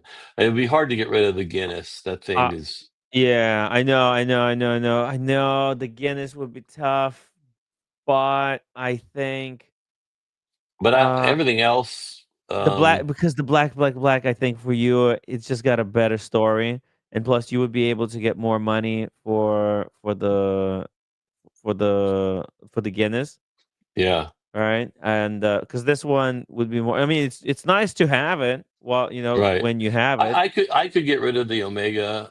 I could get rid of the Karl F. Buescher, and I could get rid of the Explorer 2 pretty easily if I needed the money or if I just, you know, Yeah, I'll I never think replace the Cosmonaut, so I would keep it just because it's cheap as chips. But um, that's yeah, why it's hard to pare down because there's always a reason for something like to keep keep it. them. But the Karl F. Buescher is cool, but it's a $5,000 or $6,000 watch. I got a great discount on that too. I wouldn't have paid 8,900 or whatever they sold them for. I got a Yeah, huge discount on that, and then the Omega Heritage. Now the Moon Watch, because I've had it so long, and my son, I've told this story. I know I repeat, but years ago I told it. Like that's the watch I remember him having on his wrist when he was like 9, and we were watching Apollo 13, and oh he just always associated that watch with. So he remembers that watch. So sentimental yeah, wise, I couldn't get rid of that one. So no, you know. I don't yeah, read and the blue the HS 41's his, so right. oh That that has to HS stay. 41 has never been worn yet. It's still brand new. It's never been worn. Wow. By the way, The blue one. Cam, welcome to the stream. Are you okay? What's going Guys, on? how's it going? Hey Hey, Cammy. another fellow from Atlanta. Cam, are you? What's going on? How are you doing? Atlanta takeover. We got an Atlanta takeover. Hey, Cam, we're just looking at Mickey's collection. He's thinking of adding an IWC You can take to the the. collection off. I didn't want to make it about the collection. I was just let everyone see what I had so that they could tell me if I'm crazy for the IWC. What kind of IWC? Well, Tim's Oh, gonna show you. see here. Let us know what you think. It's one of these Portugieser with the God, I white hate that that guy's dial. wrist is so small because it's only a 40. It's like a 47 or 48 lug to lug. It's These not. things wear a little bit bigger, It's all dial, because right? it's all All dial. dial. Yeah. Right. So it does create this illusion like it's bigger than it actually is. But yeah, he does. These are not very big, big wrists. Let's see if I can find it on a different video. What do Yeah, you think, Cam? their website makes it look like it's a white dial. They call Mhm. it silver, which I don't see. On Yeah. IWC's website, they call it silver. But then the other thing too is, and I don't know why I'm doing this like it's the freaking you guys are my shrink, but I wonder like, well, okay, now what? It's cool. When am I Mhm. gonna wear it? This may end up being like another Carl F. Boucher. I have it. I've worn it with a suit here and there, Yeah. but like, well, when will I wear this? Kind of like your green IWC, cool watch, your Mark 10 or your Mark Yes. 20, but when do you wear it? Yeah. Well, I'm kind of scared to wear that watch. It's a bit cursed. I'm gonna have to. It's like a monkey's paw. I'm gonna have to pass it on to some other someone else, and then replace it with a different color. Hey, you know the one you sent me with the titanium? Yo, that's the one that I really want. Oh yeah, Uh, the Patrol Suisse, the with the gray dial, yeah, titanium, those are all sold out though because there's only like 250 of them. 250. Yeah. Yeah. Yeah, you should show that one. That's a sweet one. That's what got me starting to look at IWCs, and then I Yeah. thought, Why don't you go for one of those? Maybe that could be a cool one. IWC. well, it depends on how popular they're going to be. Well, I think It's sold out. It would have to go gray market. It would be or maybe what if you ask them? Uh, I asked this AD, and she said that as far as they know, they're starting to be they're mainly being released to the European AD boutiques first, and they haven't seen it. yeah, I think And they're already sold out. It's like they came out a whiles back, like actually they came out like a year ago, I think, and there's only 250 pieces. This is a really limited edition. Look at that! How sexy is that, huh? yeah, And that it's gray that gray is cool. and is it titanium? Because something about Yeah, that. it's titanium. Fuck That's yeah, the other thing too is it's going to be so freaking light yeah. on a That's strap. That's the one. You see, yeah, the green one is nice, but I do have to replace it with something else. I'm thinking, the black aces, or the white one is nice, but hold on a second. I think the gray one. Oh no, it does have a date, so that's a problem. Oh, it has a Yeah. date. Did the other ones have a date? The black aces doesn't have a date, and Hmm.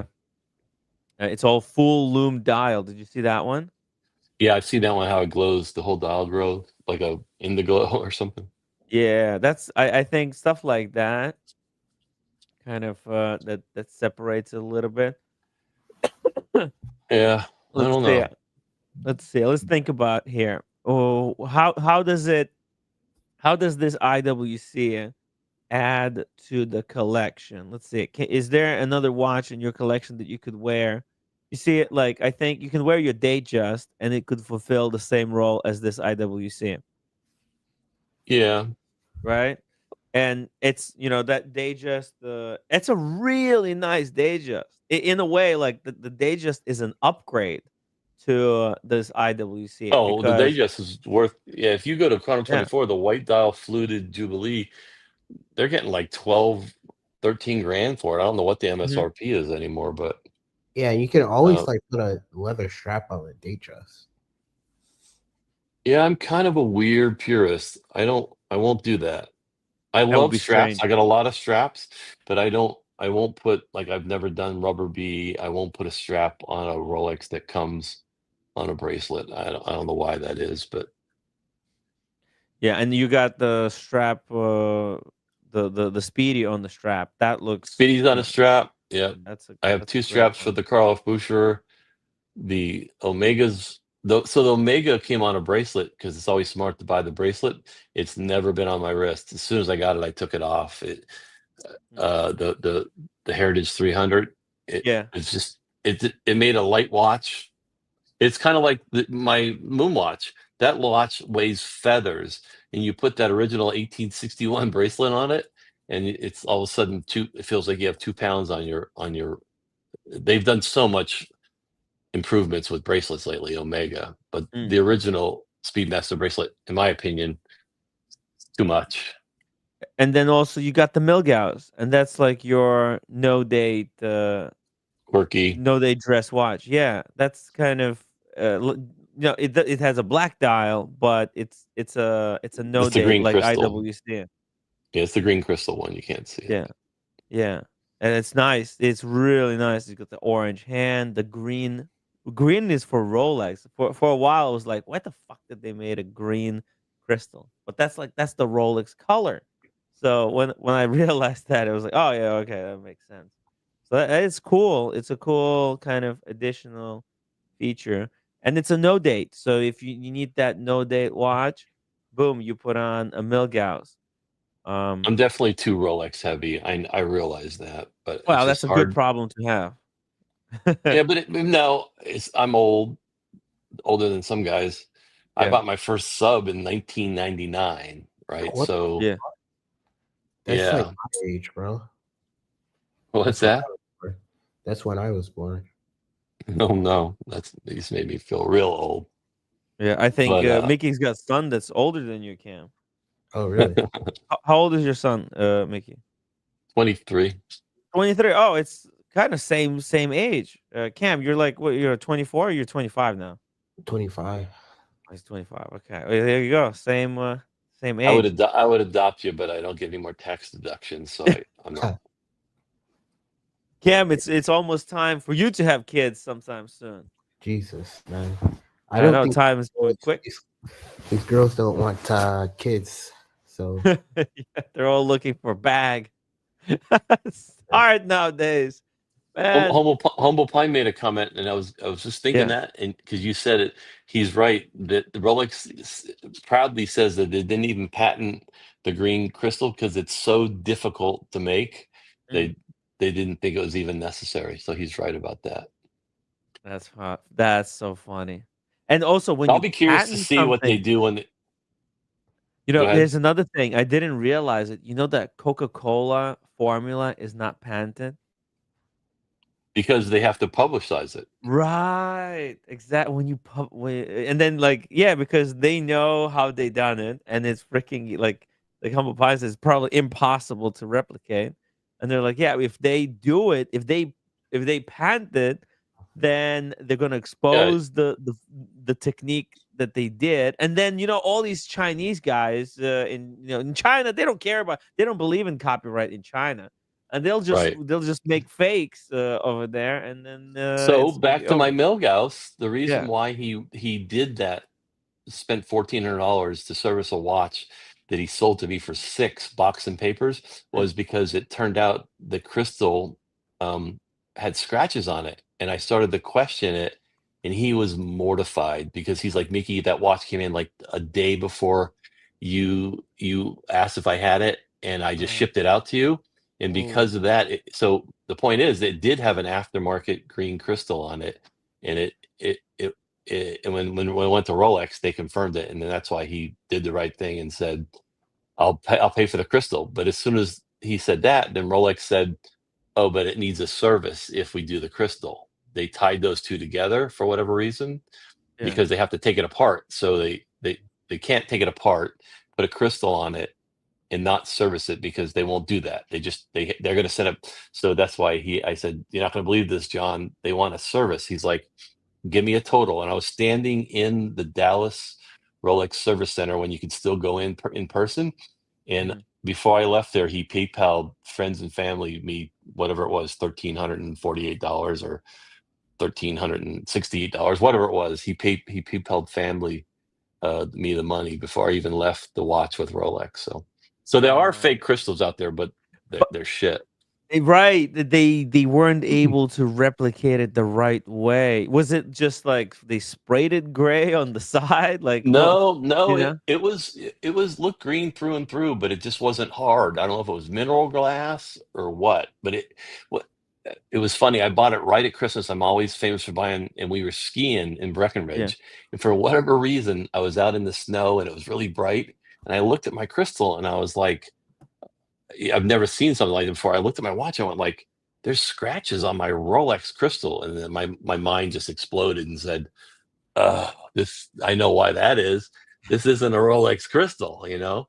You can't scratch like you had like scratches on it, and So and it, sure it enough, it wasn't it was a fake. sapphire. Yeah, it No, I wasn't a don't know. sapphire It couldn't have been. crystal. It wouldn't have scratched. It Yes. wouldn't have scratched like that. It was probably just some kind of a mineral glass that they Which were they could able probably to. make Yeah. green a lot easier. There you go. And making green sapphire, it's a completely different beast. You got to Yeah. grow it. I think they Yeah. grow the sapphire or something Yeah. crazy.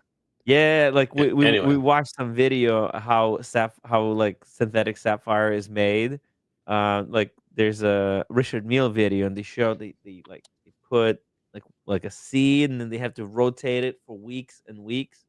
So they probably got like 100 of these machines going at the same time, rotating these minerals, trying to grow the crystal. Hey, remember when Mr. when I found out, Milgauss, by the way, a member for 30 months. He says, can't go wrong with the Milgauss. Thank you. remember when I found that scratch live on stream? Oh, whoa, it was you? Oh, wait, Mickey's scratch? Yo, On the my watch on the Submariner. on your Remember? watch. No, what happened? Tell us. I forgot. Like when I did the unboxing of the Submariner and there was a Uh, scratch on it on one of the links. oh, it was supposed to be brand new. Yeah. yeah, I remember that because you were thinking about maybe flipping it because nothing wrong with that. I flip watches, and they were going for a lot of money, and then you couldn't flip it as like brand new perfect No, because I flipped it as brand new perfect. I wish. Let me not yeah. It was a slider condition. Man, it's Red Shovel once bought a deep sea that was supposed to be it was advertised as perfect brand new condition, and then when he got it, it was like all banged up. So, but they took it back. Yeah, Luck. never let your AD walk away with your Rolex habit size. Mm. Yeah, you got to be careful if you get your watches sized also at the AD. Some of these like smaller ADs, if they don't have a proper watchmaker, they can scratch up the links on the side. They can scratch up the case back. You got to be really careful who you're letting Yeah, how do you address use that? You your watch. find the scratch and like you want watches from your AD. Mm, You go mm. to like the AD and be like, "Oh, you fucked up my watch," or like, Well, you don't say fucked up. You say you use other more polite more polite words, right? And you say, hey, well, first of all, you have to take pictures before you bring it in, and then when you take it back, so that they can't say, you um, did it. Yeah. yeah, like, oh, this was like this when you brought it in, right? Because So, and that's not a myth, but I've been in some ADs and looked at the models back when they weren't exhibition. They were actually models you could buy, and a couple years ago, you could buy any watch when you walked in, and some of them looked like they were worn, but it was just so much handling in the store and then the AD will say, "Oh, we can touch it up for you." Well, no, I'm not buying a new watch that you've already polished. What are you, high? You know, uh, they were because the people were so desperate at that, like, during the hype, they were gonna buy every watch, like, even like the display models that people kind of abused to try on, and then they probably had these in the back. They would try to pass them on as brand new. The hype made things so weird. Wait, are people still delusional about Rolex nowadays at the AD? Oh yeah, no, the Rolex is still extremely hard to get. Although I'll tell you what, I told you the story about my AD lost their AD, an Atlanta AD, and for 8 months she wouldn't get me anything, and then it turned out they lost their AD, and then like the next day they listed like 50 watches on their website as brand new, never worn, one owner. So what they were doing was, I believe, they knew they were losing their AD, and they weren't giving people watches, but they bought them from Rolex, and then they immediately put like the Daytona and the Pepsi. The Daytona they put on their website for like $33,000 the day after they lost their their uh their AD, which I thought was pretty shady. I'll never go to that store again. I That mean, For any, it that's probably makes why they sense. lost it. I guess it makes sense because, like, if Rolex is telling you, "Yo, like, we're not supplying you any more watches. We don't need you as an AD for this market."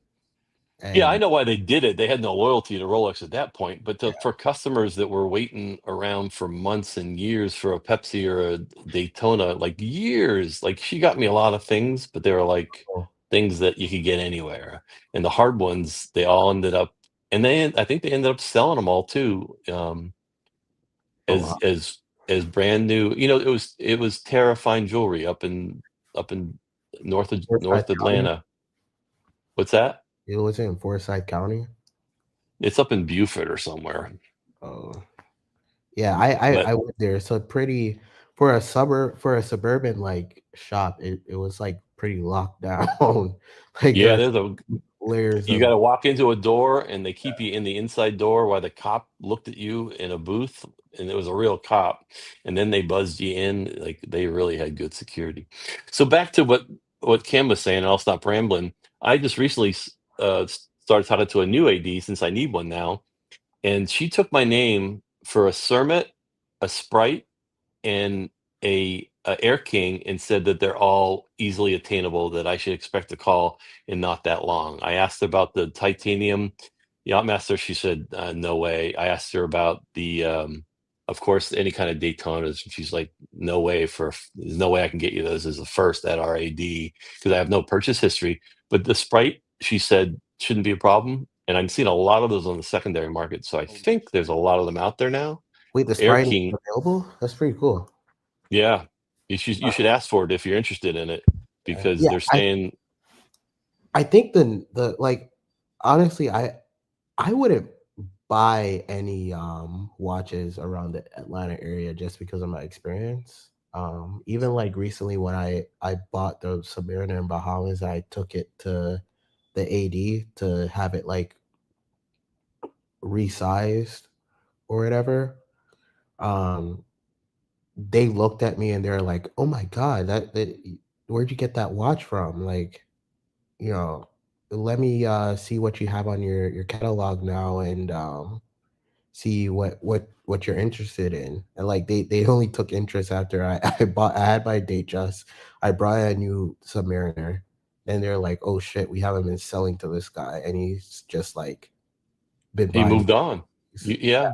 So I told the story when I bought my Guinness. I bought it a box and papers with my name on it because it was sourced from an AD, but I bought it at gray, and I paid 18.4 a year ago at Christmas time.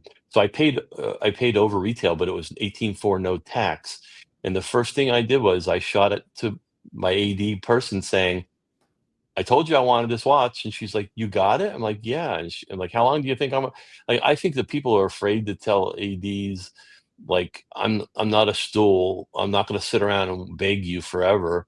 And in a weird way, after that, she called me, and this is back, I was on the stream. She called me with 2 or 3 different sport models, and I turned them all down because I didn't want them. It was like a two-tone brown dial Yachtmaster, a Oh blue dial Yachtmaster, and like I won't lie to you, I think I was offered a root beer, and she was shocked I didn't take that. But I don't like rose gold, so, yeah, I and I think didn't want to. those watches have gone under retail, like the Yacht Masters and the Root Beer. So Yeah, they I probably don't did. really buy things.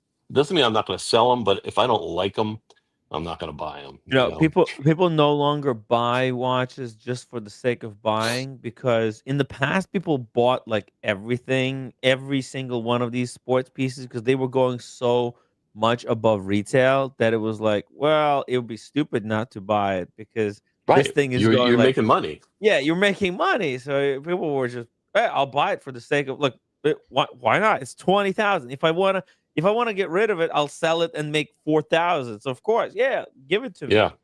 But Yeah. now that it's But like see, retail, you're like, it's It's a but it's a that's what I safe way like. to I kind of splurge. like the correct. I kind of Mhm, like the correction though, mhm, because now the people that are in your stream are your members.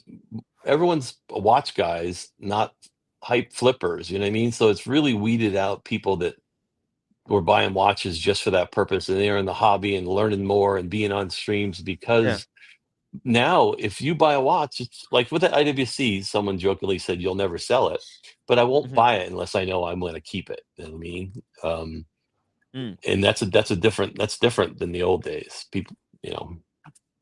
So I yeah, think it's made the hobby cleaner now. Like people that really want watches are buying watches, yeah. and the It's not people that just flippers. There's the yeah flippers have like the straight up flippers who are just buying watches for the sake of buying and flipping them. Those have died out. They moved on to some other product that they're flipping now. Wait, has like watch entertainment changed as well as a piece of sentiment? Like the Jenny L's and the Watch Gringas and the what's his name from UK, I think um, so. the coffee guy. I think so. They're kind of, yeah. It's slowed Martin. down. Their content have really kind of slowed down. I think people hit their maximum audiences in a way, because there was a lot of growth during those early days. Everybody was like growing, and I feel like everybody's channels basically hit their peak viewership. There's in if not there's a drop in numbers. I think like because like YouTube as a platform also hit the wall with viewership as well. There's very like everyone who can get YouTube has YouTube now.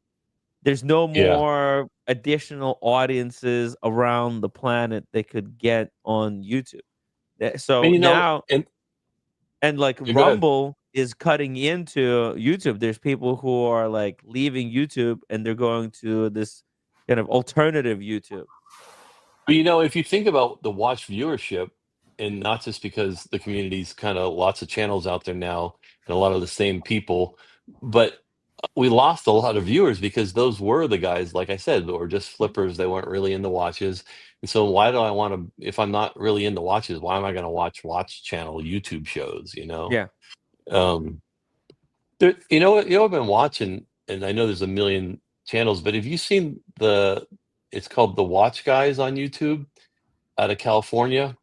I put the link in. I really like this channel, and it's a real deal. It's been his dad had the business for 40 years.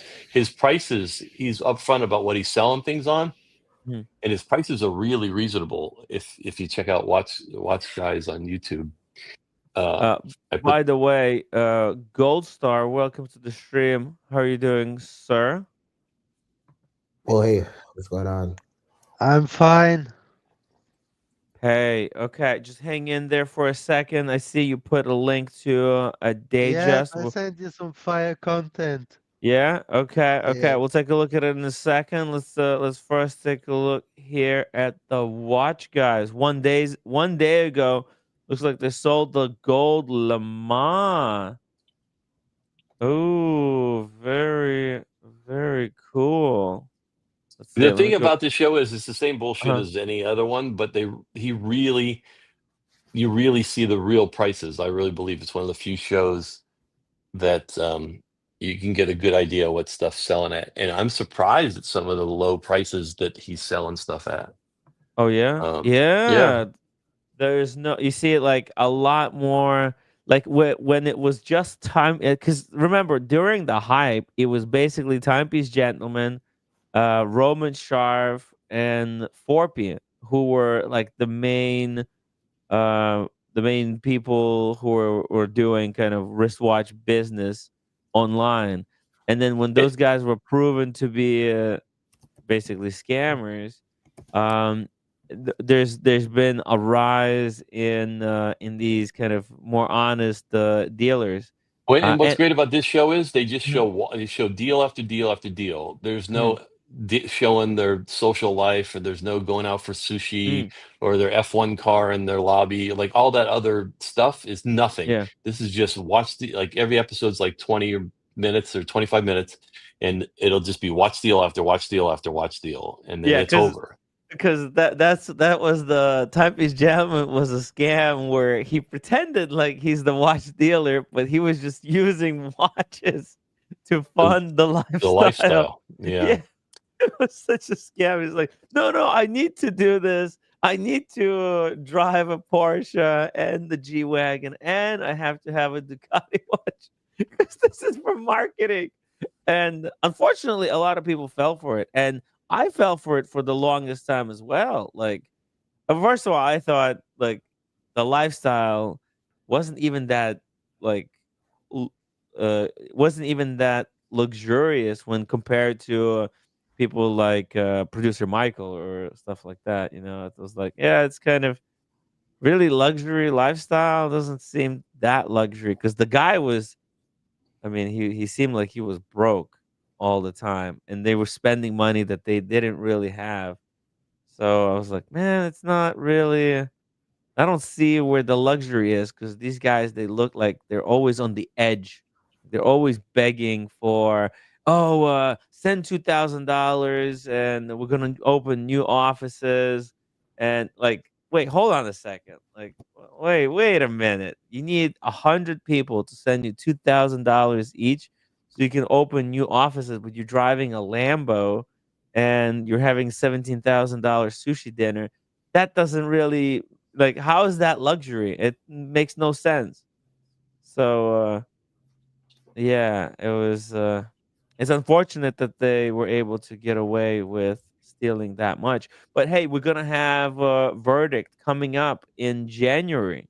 So that's I'm super excited about that. Anyway, you don't have to stay on that channel. I was just, if anyone Okay. really wants to see a show that just Yeah. shows a lot of good deals, I watched I'll it drop just the link. recently, and their Maybe we if can you look at invite their him on the website, stream. you should. The website has got some good deals on it. Mhm. I would buy from this guy, to be honest with you, and Yeah. that's rare that I say that about some YouTuber. Like I would never Cool. buy from you. You know. Cool. If prices are fair, then it's cool. Uh, hey, retired Richie says, "What the fuck has happened, Tim? Wait, what are you referring to? Please clarify." Um, okay, let's take a look also at this thing. A date just here. Oh, ooh, very nice. That's clean. Rose Yes, gold day just. he Yeah. bought himself a Rolex for Christmas Uh huh. and talks about his experience at the AD. Uh Just huh. watch. It starts at 825. Yeah, let's Was the watch it. real Yeah. 825 go to? Okay, here we go. 825. Let's see it. The Rolex purchase experience. Buying his first Rolex. Ooh, this is exciting. All right, let's watch this. For this, but anyway, towards the end, Daniel came over with these chocolates, and I was like, "Ooh, Rolex chocolates! They're so chic." Box, little Whoa. box, and then I'll try to do this the best way I can. It's got Oh, this wow. little paper that tells you what everything is, and then Different okay, flavors. are you ready? Oh, Look at this bro. beautiful This is a fluted, it's like a fluted bezel. You got fluted chocolates. He How was cool is that? at the AD at the meatpacking district. Oh, meatpacking district Yes, in New AD. York. Oh, I've been there quite a few times. I never bought Yes, anything there, but that's where I recorded the video with yes, Raphael P. Young, where he yes. picked up a day date. Yeah. Oh wow! Look at this. They're giving uh, goodies again. This is kind of good news for watch enthusiasts, I think. Because No. Wait, he talks why oh they gave him the chocolate. okay. Just Let's keep going. keep Gray playing. chocolate. So basically, it goes from lightest to darkest, like hazelnut milk chocolate, coffee dark chocolate, dark chocolate, Jamaica, up to 73%. Should I try one? I really want to try one. Which one should I try? Coffee dark chocolate? That kind of sounds good. Let's try that one. Okay. They kind of all look the same, Careful, they're gonna fall out. but it should be the seventh one in. 1, 2, 3, 4, 5. It's like a mini little Kit Kat. Is it filled with something, or is it just solid chocolate? Good coffee flavor. Man, Okay. I'm hungry now. Oh, That's Rolex chocolate. by the way, when I was at my AD also gave me some chocolates, a linden, what do they call it? Linden chocolate. So I'll have some as well. The Chocolate. dude made me hungry. Cheers, everybody. Is today a cheat day? I exercised my ass off before the stream, so I can have one chocolate. Would Maybe- you you think that this is like Swiss chocolate, Tim? Yeah, definitely. Interesting. Swiss make the best chocolate, and actually, this is also Swiss chocolate. That Lindor is Yes, Swiss chocolate. really. That's why they give it with the watches. Chocolate. I could eat that whole box. And then I won't fit my bathing suit. Now, let's do the unboxing. I will tell you my journey to getting a Rolex was pretty crazy. I mean, I went into the Rolex on last Friday, today's Friday, and I met with Ariana, and actually Daniel recognized me from like social media, which is so cool. And Daniel also well, the way that I knew that is I told Ariana that I had a pet portrait business. She asked me like, what do I do? And she's like, oh, Daniel, my colleague, just got one. And Daniel comes over and he's like, oh yeah, I know who you are. Just crazy, social media. And so we're all friends. Wait, hold on a second. Oh, he's got 52,000 subscribers. It's not a massive following. Ben Taylor. One second.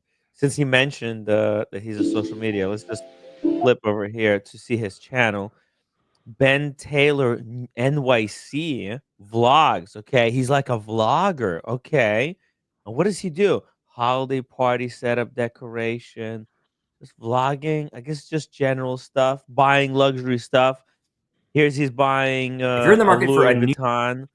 Look at this luxury. I think Bottega Veneta. There's just different luxury bags. Bottega. Look at the Dior. There's oh man, this guy is Oh, yes, my fucking bag. loaded. My Yeah, bag, Tim. that's a Louis Vuitton, right? Yeah. Yeah, it's my bag. It's the exact my bag. Whoa. Look at this. He's got a Gucci bag. What does this guy do that he's, like he's doing luxury products unboxing it every single Probably day. a drug dealer, bro. You know There's those types. There's a Cartier watch. Week in my life. Okay. He's a very handsome looking guy. That's what I'll give him credit for, right? Really, really kind of, very well built. Ooh, look at this. Yes. I only got one of these fucking Rimowas. This guy's got full closet. Look at it. A walk-in closet. He's got 3 Rimowas, 9 pairs of shoes just right there in your face. Okay. Look at the lighting. It's like, oh man, this guy. Okay, he's got a little pet. Let's see here. Got some other. Look at this camera. Oh, by the way, look at this on the table. He's using the same tray as me for the keyboard. Check this out, guys. See that? But I have a small one. He's got a big one. That's the Grove Maid. All right. Okay. But he's got this super expensive lamp. I think I've seen this one somewhere. Mac there. Uh-huh. It's got like a Leica camera. Okay. Okay. All right. Okay. Look, is okay. Okay. Let's go back here to the video. He's buying a Rolex. He was recognized as an influencer. This is probably why they sold him one. But a two-tone date just, it's great. Like, it's an amazing watch. I think it's great luxury watch for someone Yes. like him, right? Not everybody has to chase a hype, steal sports watches. But look, if you're a super watch enthusiast, that's kind of stuff that you're gonna lean to.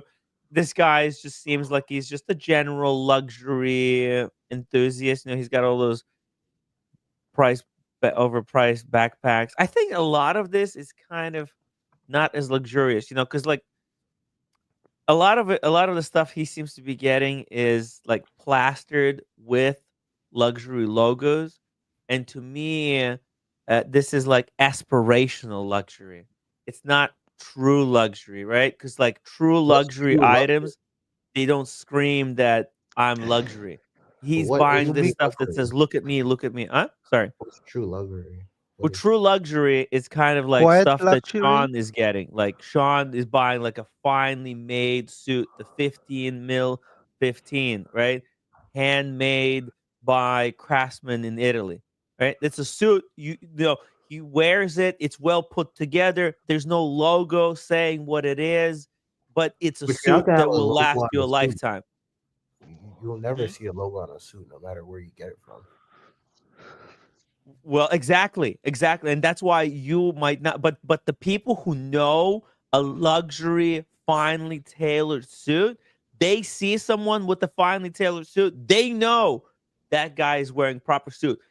No, and that's why these quote unquote aspirational luxury items that have Gucci printed on them. This is for idiots who don't know luxury. They just know logos and they think because it's got a luxury logo on it, it must be luxury. You want to hear the Th- most cringe shit, Tim?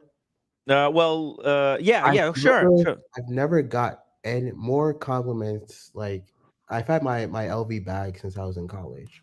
Mhm. I've gotten more compliments working at my job and people seeing the bag that I did in college. I'm like, bro, I've had this for 5 years. Like this means nothing to me. Yeah. Like if it got stolen right now, I'd be more pissed if I lost my laptop than the bag. And like, why do you guys like it so much? Like it's just Louis Vuitton. Well, I think it's maybe these guys they're chasing like aspirational luxury. Maybe these guys who are complimenting on it, they're working to buy that kind of luxury stuff. They haven't figured it out. What's the point of all of this? And a lot of them they'll buy like Louis Vuitton belts, Ferragamo belts, like with the whole logo and everything. I'm like, bro, this is kind of cringe. Mm. Like I bought like remember I unboxed a belt. It was from Mont Blanc. I mean Mhm. it's luxury, but it wasn't like fucking Mont Blanc all over the buckle. Yeah. It had a Yeah, regular. yeah, yeah. It's just a good quality belt. You didn't have like the big Mont Blanc logo, like my Gucci belt. Did you see my Gucci belt that I can't fit into? It's Nah, the I most didn't see it. cringe thing ever. You want to Wait, see let it? me see. Let me see.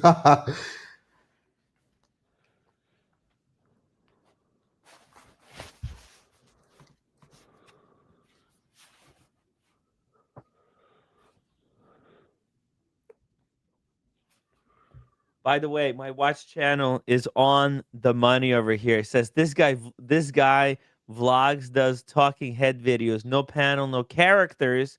Channel is growing. Video is the way to go, Tim. Exactly. Video is the way to grow the channel. And 2025 is going to be year of the videos. I'm going to start really pumping.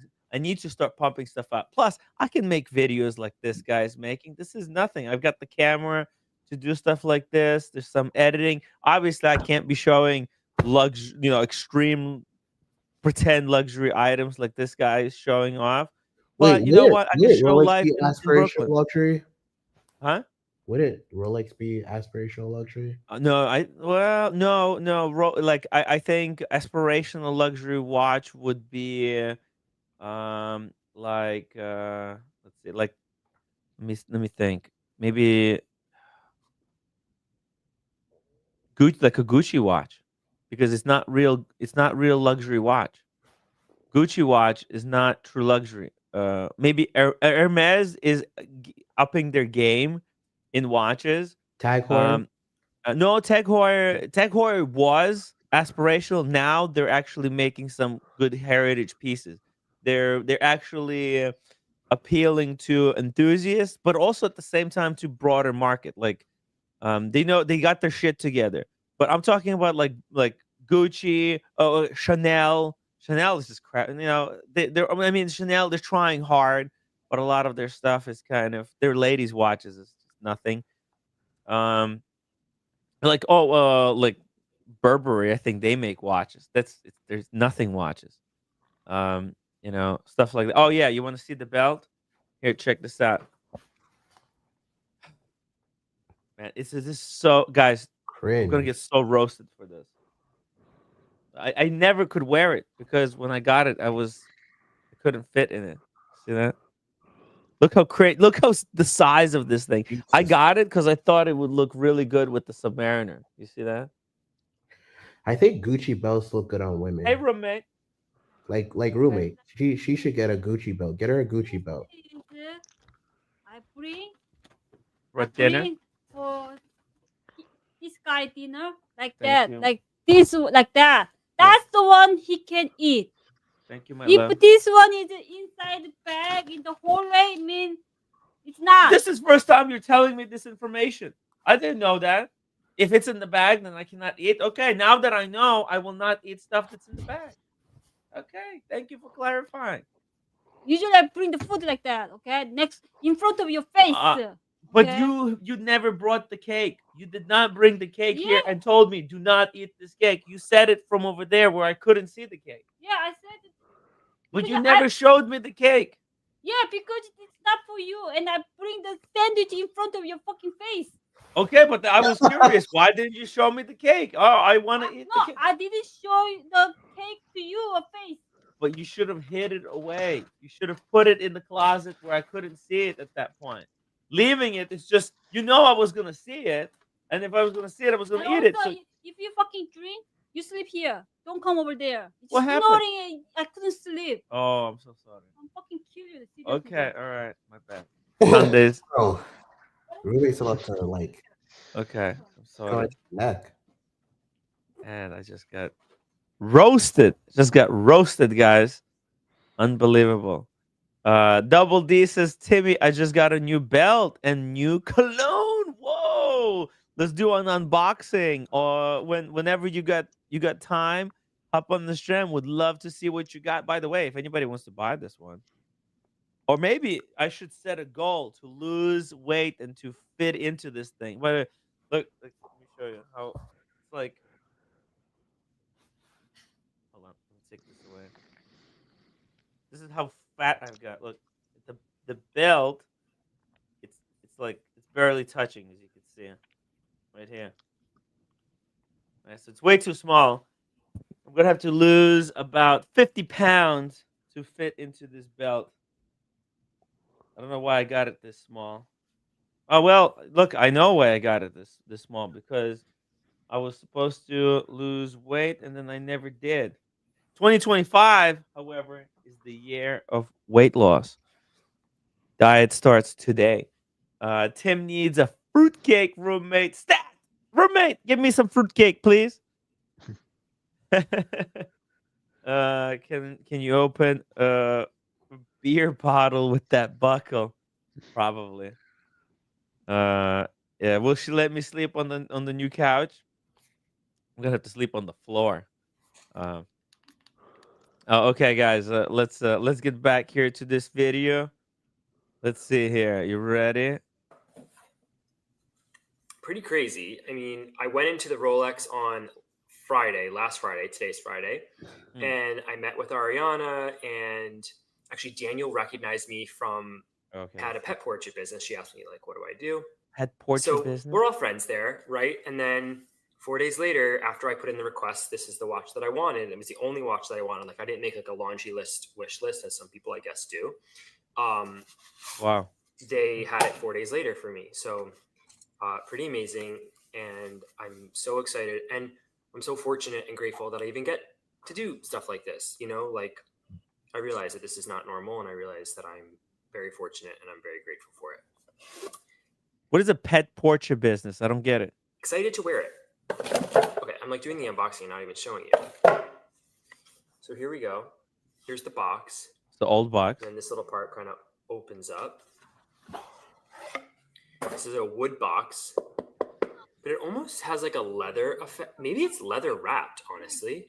No, it's fake leather, and I'm pretty sure it's plastic.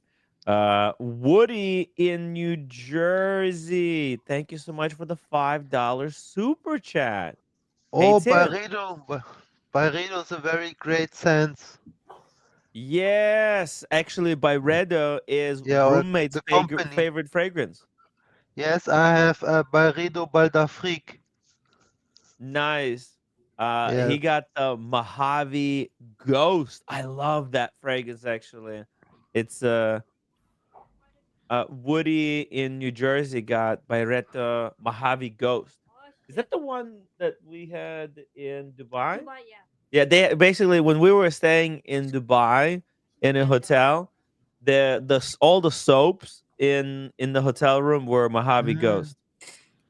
Crazy. And Yeah. they're selling the special edition one. Oh yeah. Oh, At in the hotel. yeah. Byredo. They're not selling in the Pareto store. I only checking. Uh huh. They're not selling the body Oh, lotion. body lotion. Yeah, I was telling roommate, you know, because it's super like luxury soap. So I was telling roommate, hey, empty all of your like soaps that you have and That you fill them brought? up with the Yeah. with the Mojave Ghost instead. But she said, no, I'm not gonna do that. I'm Oh, too good for. You did? we did. Oh, we did. Okay. I took a shower 3 times. Roommate was just, I want to go home. I want to go to the hotel room to take a shower. Yeah, I wash my hair like 3 times because I want to use this shampoo and the hair conditioner. In the morning, I usually like once a day, but I just in the morning I wake up, I wash my hair to using this shampoo because it's expensive Mm. conditioner, and then while we went to the whatever like the afternoon tea kind of in the breakfast time, and coming Yeah. back around lunchtime we wash again. And then I apply all the body lotion entire like everything.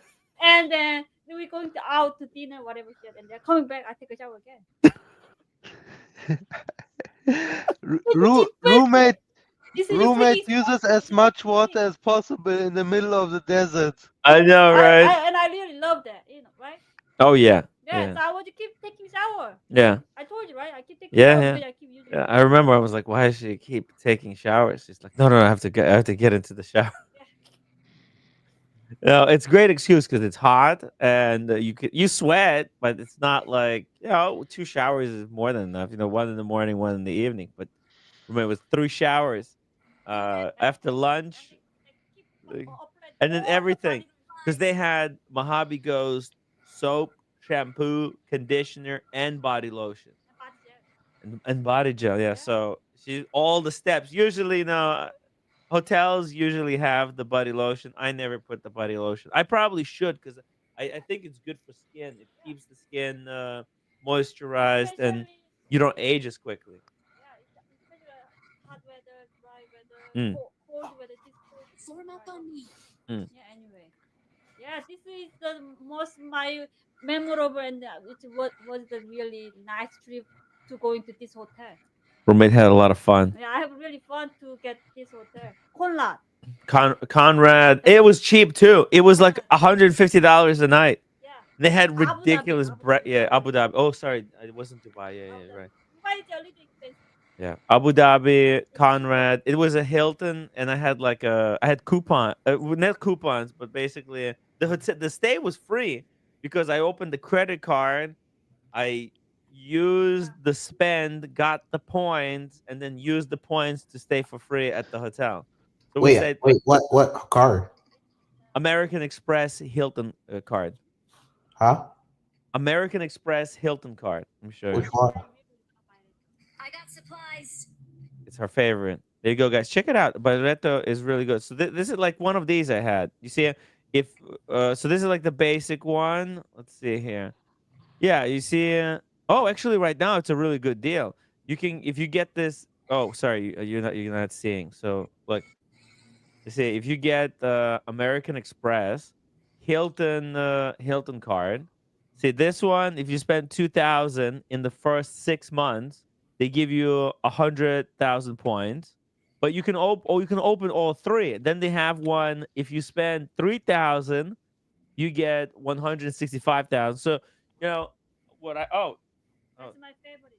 so basically what I would do, I would just keep opening up new credit cards, use do the spend, get the points, use it for a little bit more, and I accumulated a thing like 200. So you see, if you open these two cards in 1 year, right, you can get 265,000 points. That's more than enough for 3 nights at the condo. Oh, so no, I don't need it. I'm okay. I'm okay. I'm okay.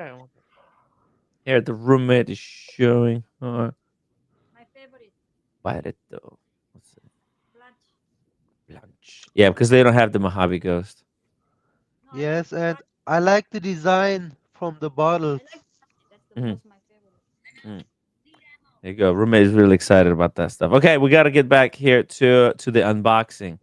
Here we go. Here we go. Thank you, Woody in Jersey. Really pretty. Then There we go. Boom. Rolex, there please. you go.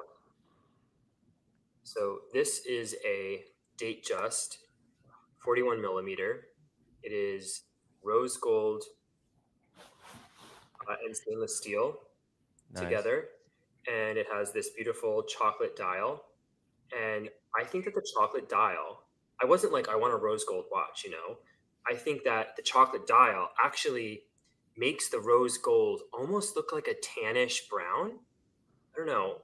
Rolex calls their rose gold ever rose, and this is, I don't know if that's what it is, right? That's the class. This is the Jubilee band, so that's what this part means, like the Jubilee.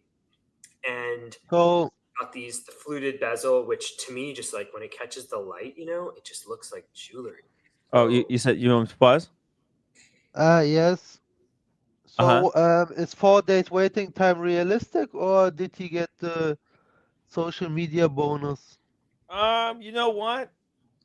I think he got lucky, right? They probably had one of these in stock, but they didn't immediately sell it to him because they wanted to create an illusion of luxury, that it's one of these things that you have to wait for, right? So they had it. These are hard to sell, so they had it in the back probably. He walked in, he got on the list, right? They checked, they had one, right? They could have sold him there and then on the day one, but I believe that they chose to just like give him a little bit of wait, but not wait too long. Like right, like in the past, AD could have had this watch kind of they could make him wait a month or a couple of weeks, but it seems like they were a little bit desperate to sell it, because they sold it to him in 4 days, right? Um, like they didn't want to wait too long because maybe he would have like if 2 weeks passed, he may have went to a different AD, right? He might have gotten on the Yes. wait list there, and they could have sold him. But this watch is if you're lucky and the AD has this watch in the back, they'll sell you one, but they'll still try to create a bit of an illusion that these are hard to get. Right? They probably told him, "Oh, we just got a shipment earlier in today, and you're lucky that one of these watches was in the shipment." And there's a possibility that that actually may have happened.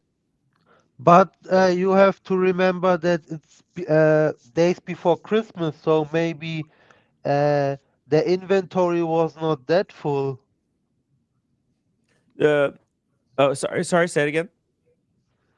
You have to remember it's days before Christmas, and a Yes. lot of people request right now watches.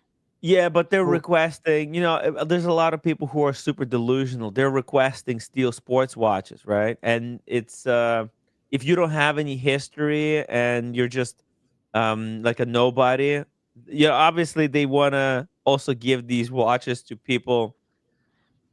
Even though this guy doesn't have insane following, 50,000 viewers. This guy has 50,000 subscribers. The video got 20,000 views. This is 20,000 people, right, that will be exposed to Rolex through this guy. And, some of his viewers will also, like, this type of guy, right? He's not a watch guy, right? And it shows in his preference of watches. There's nothing wrong with this watch, but, he's more of like a luxury enthusiast.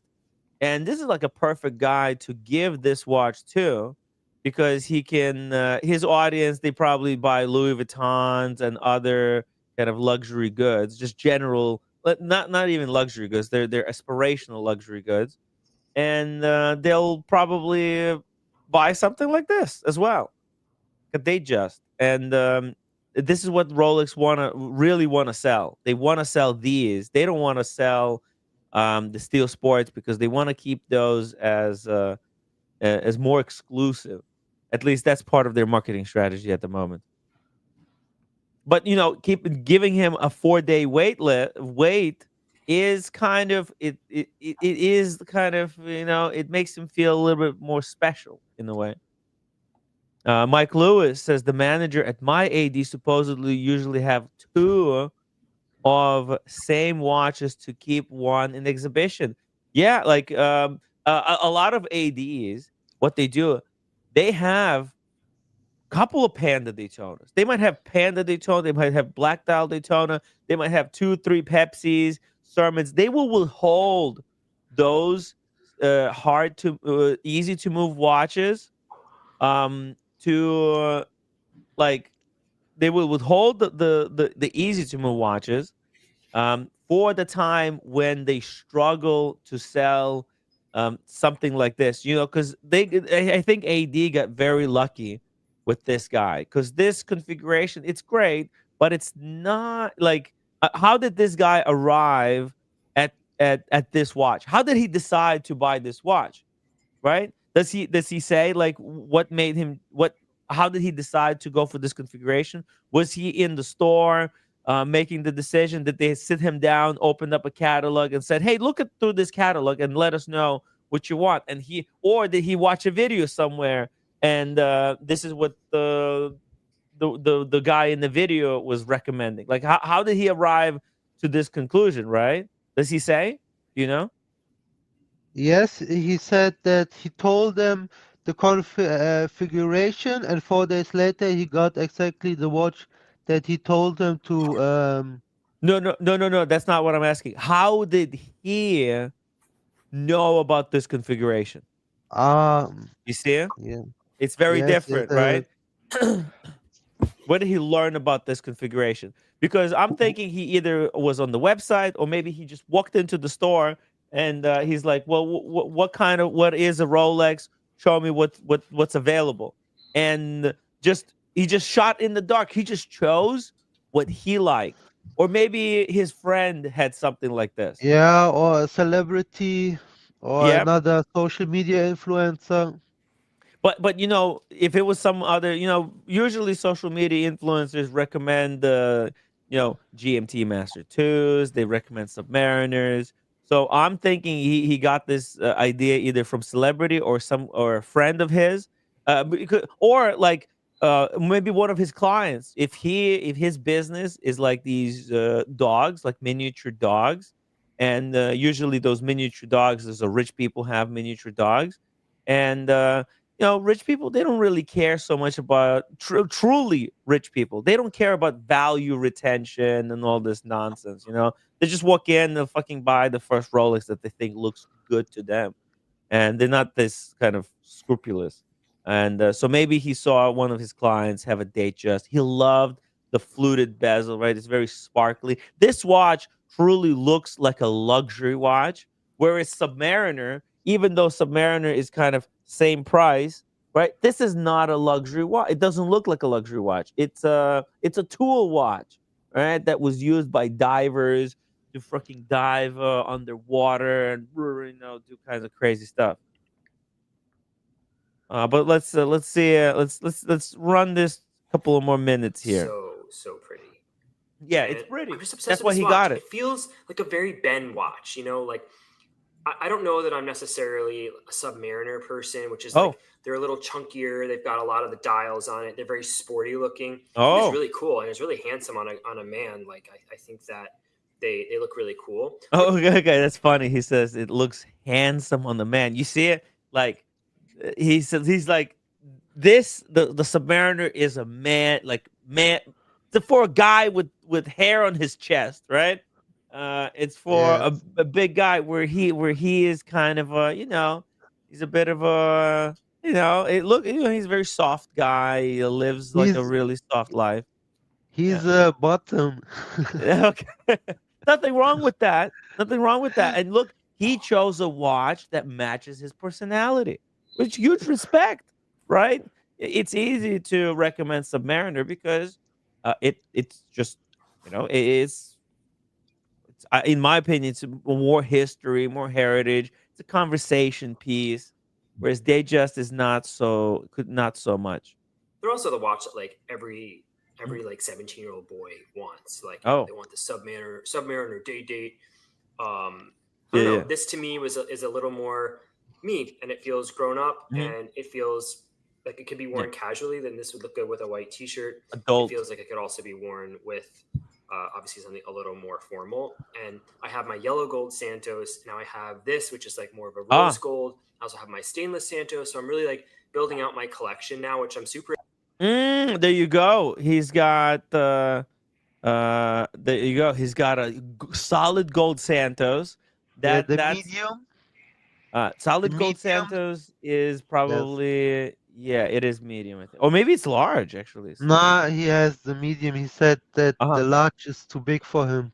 Oh, okay. There you go. He's got the he's got the old look, the gold Santos. That's the watch that let me show you something here. That Elton John actually wears in let me show you. Okay, here, one second. I'll play you a clip. Okay, here we go. Elton John wears it.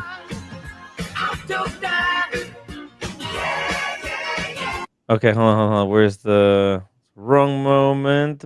Let's go forward. Where's the? I think you could see it. Right. Oh, here. You can see it in the beginning. Okay, see here. You can see it on the wrist. He's got the medium Santos of that time.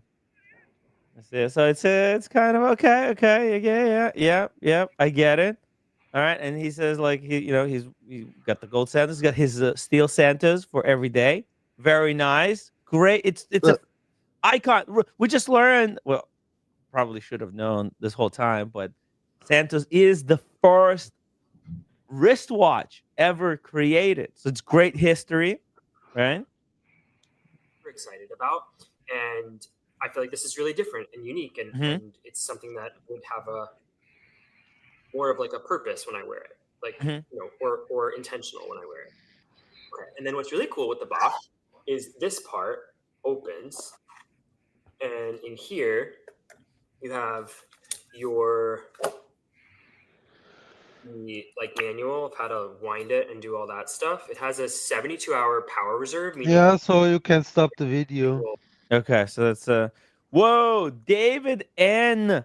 $50 super chat. Merry Xmas, Timmy. Wow, David N. Thank you so much. Really appreciate that. Cheers, sir. From Canada. Fellow Canadian there with Daniel Katz. Incredible. What? David.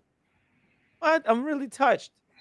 Thank you so much. This is out of the blue. It's very unexpected. Really appreciate the support. Yeah, Gold Star, thank you so much for this video. What a great video to highlight on the stream. Very different pickup.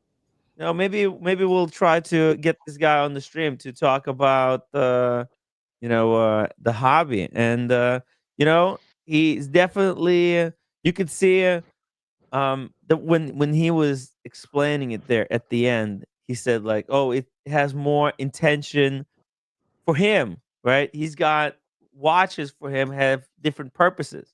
And he's buying a watch for himself, right? He's not buying watch that's cool or trendy or something. He's got a purpose for himself. So, okay, huge respect for that.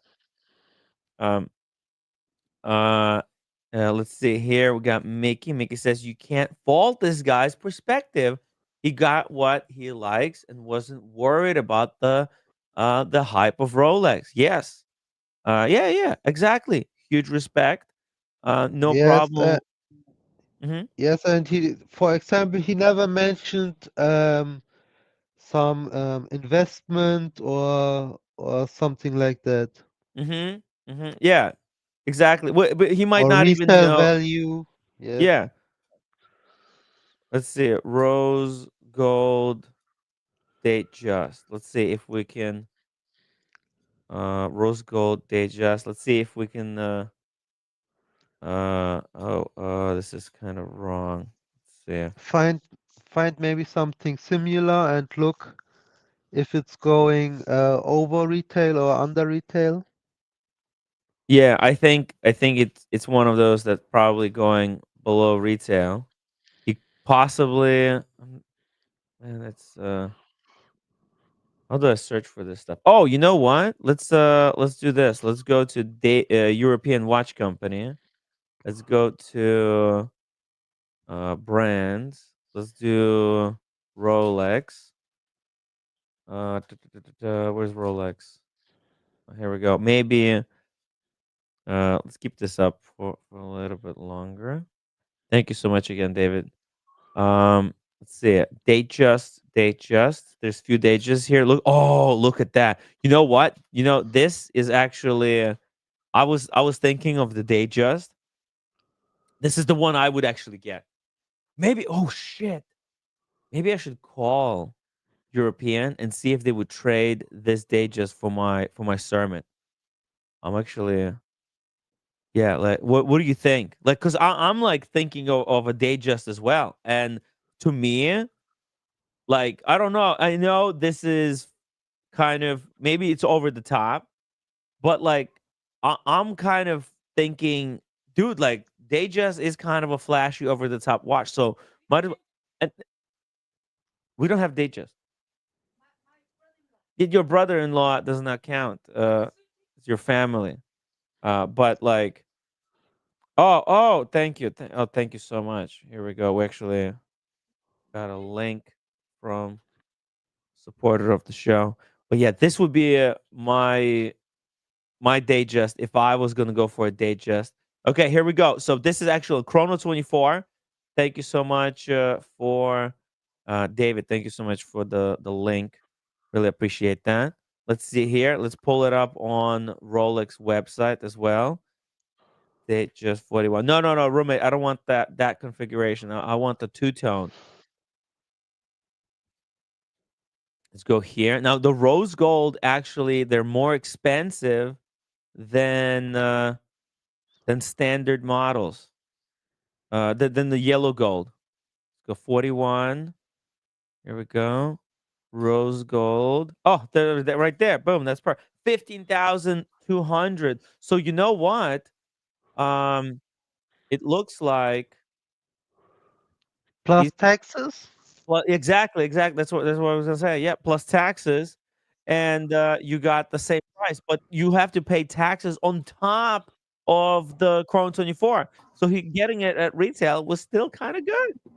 Gotta, But you also know that um, Chrono 24 prices are always a little bit higher, so you can yeah, probably bargain with him.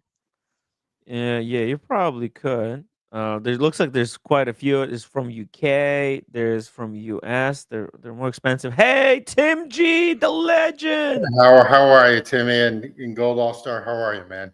Long time no seen. Yeah, long time no see. How's everything? Community, how are you? Merry Christmas, Happy New Year, Happy Hanukkah. How's everything? Merry Christmas. Hey, we were just watching this influencer buy a Datejust, and we had a super chat from David and so many other people wishing Merry Yeah, Christmas. I was watching. I was in the airport. I'm finally home, so I was watching Oh, on the air coming back from the airport. Ubered home. First Uber I've ever taken from Logan Airport, Boston to my home how ever. much did the Uber cost you? Well, I'm a little bit further out, like north area. It's like $65. I gave him $20 tip, so $85. Oh, $85. Okay. 85 Interesting. was expensive, man. Yeah, New York. What is it? What did it cost me in New York? About the same price from LaGuardia to Park Hyatt where I stayed on 57th Street. I don't do Uber anymore in New York. I have Expensive as it's not hell. worth it. Uh, I found taxi service. It cost me $40. I give $10 tip, Oh, but it that's costs good. $50 for the taxi service, while the Uber costs 78. Okay, so like I said, that's what it cost me. 85. It was $100 basically. 3 weeks, 4 weeks ago when I was in Manhattan. Yeah, so for a couple days. Boom, Yeah, boom. You know, yeah. Miami is It's Miami to my place about $45.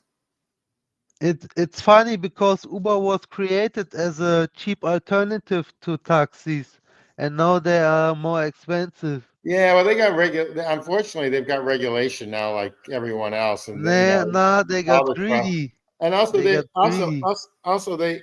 also I feel like you have to pay the driver because they're not getting paid by the company, you know. But So they changed up. Tim, yeah, they I hope changed up so. some rules. They used to pay the driver. They used to like take 20% or 30% at first, and now they no longer say how much they're taking. They hid that part, so Wow, the interesting. Well, driver doesn't even know how much. interesting. Yeah, Interesting. yeah. I give the driver usually cash. So Oh, great. I give the little cash I carry. I usually give them cash. It's interesting from Chattanooga to Atlanta Airport. Okay, that's 210 miles. That's $65 only. Mm. Okay, so a little city outside, like 210 miles north of, way north. This you have to take 75 all the way down to Atlanta. I always get a kick how cheap it is for 210 miles in the middle of southeast. Also in the beginning when they launched Uber, they were operating at a loss because they had all this investment money, and in order to capture the market, Yes, they were giving away free rides, and it was actually costing them money, but they didn't care because they were looking to just get onto everyone's Yeah, phone. absorb the yes, market. yes. You basically, if you start a company, you want a ton of cash, but you want to show a paper loss. It's part of the gig. Exa exactly. This is the same tactic Amazon used. Yeah, Hmm. I was heading And there. Amazon, and even when you say buy a company, you want to declare a loss for a very long time. I mean, even a developer who say Trump, they'll declare losses where you can carry that over for many years down the road. So even though you're getting income, you're offset by those losses. So And you end it's up, yes, important to be the first one on all the phones. And now there's only two companies, right? Lyft was able to kind of carve out like a smaller Uber, but I mm, don't know what the fraction of the two apps there is. I used to use Lyft. I used to use Lyft all the time because I found that the driver was usually more experienced or better, but not anymore. They're about the same now. And also, Eh, Lyft started to tip since you could tip internally, but the thing is, again, I give cash, so it doesn't really make a difference. yeah. Uber didn't have tips before. Right. So anyway, I use them. The first time I ever used it in Boston for ever. I mean, I usually drive or I take a train. So it was fascinating. And it was, Yes. by the way, it was awful because you have to go like in the middle of this terminal and you're freezing your ass off because it's like 10 degrees up here, and basically everyone's miserable at Logan Airport. I mean, they're just miserable people. So you have to deal with all the Karens and everything else. So Speaking of uh, Karens, Daniel Karen, welcome to the so show. long story short, yeah, it's an experience. Whatever. I got home though. I just want to say, because you're talking about tipping, Tim, ever since a certain episode, I always tip the woman in stilettos in the elevator. 20%. There you go. Yeah, that's good. I like that. Or do you just give the tip?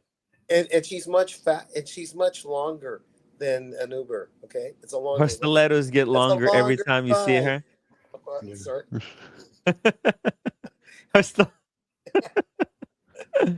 Ah. Sorry, I couldn't help myself. Hey, it's welcome back, Daniel. Good to Welcome have back. you. Yeah. We were talking a little bit about this Datejust, guys. A little bit of Uber talk there. Uber. By the way, Daniel, you took a cab, right? You don't use Uber, do you? I took the. I told you I took the woman in stilettos to get home. Oh, jeez. No. Okay, The overdone. best mode of transportation. Overkill. I took the. I took a taxi because at Union Station, which is like a Uh-huh. traditional old station wherever Tim G is at. Uh-huh. Union Station in Toronto is an old station, and Uh-huh. there's just a row of taxis waiting. And if I can avoid it, because I don't like the president right now of Uber that's messing up with the Uber drivers. At Oh, least so I hear. Um, he should watch his back. Yeah, for Luigi. The Luigi, not to get Luigi. yeah, and I give higher tips on when I'm using the Uber, but when there was another taxi cab company, why not? We used it, Mm. the two of us, and got us home. And I got online with you last night and Nice. Okay. interrupted the great Kojak, and I interrupted the great It Kojak. was a perfect timing. You jumped on at the perfect time. Well, he The had my face out there. What the hell was that about? the new ranking scale on how to make cocktails. The difficulty ranking between Daniel Katz and Kojak. Oh, I see. Okay. By the way, guys, I just noticed something. This Datejust has been stickered up by this. I guess it's like not proprietary, but there's these brands that create mini stickers to put on the watch so it doesn't get scratched. What do you guys take on this? Maybe it's hard to see for you guys. So let me try to zoom it in.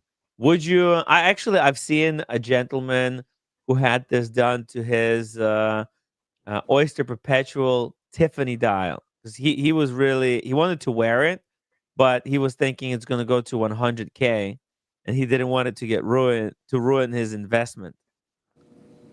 Let me show you.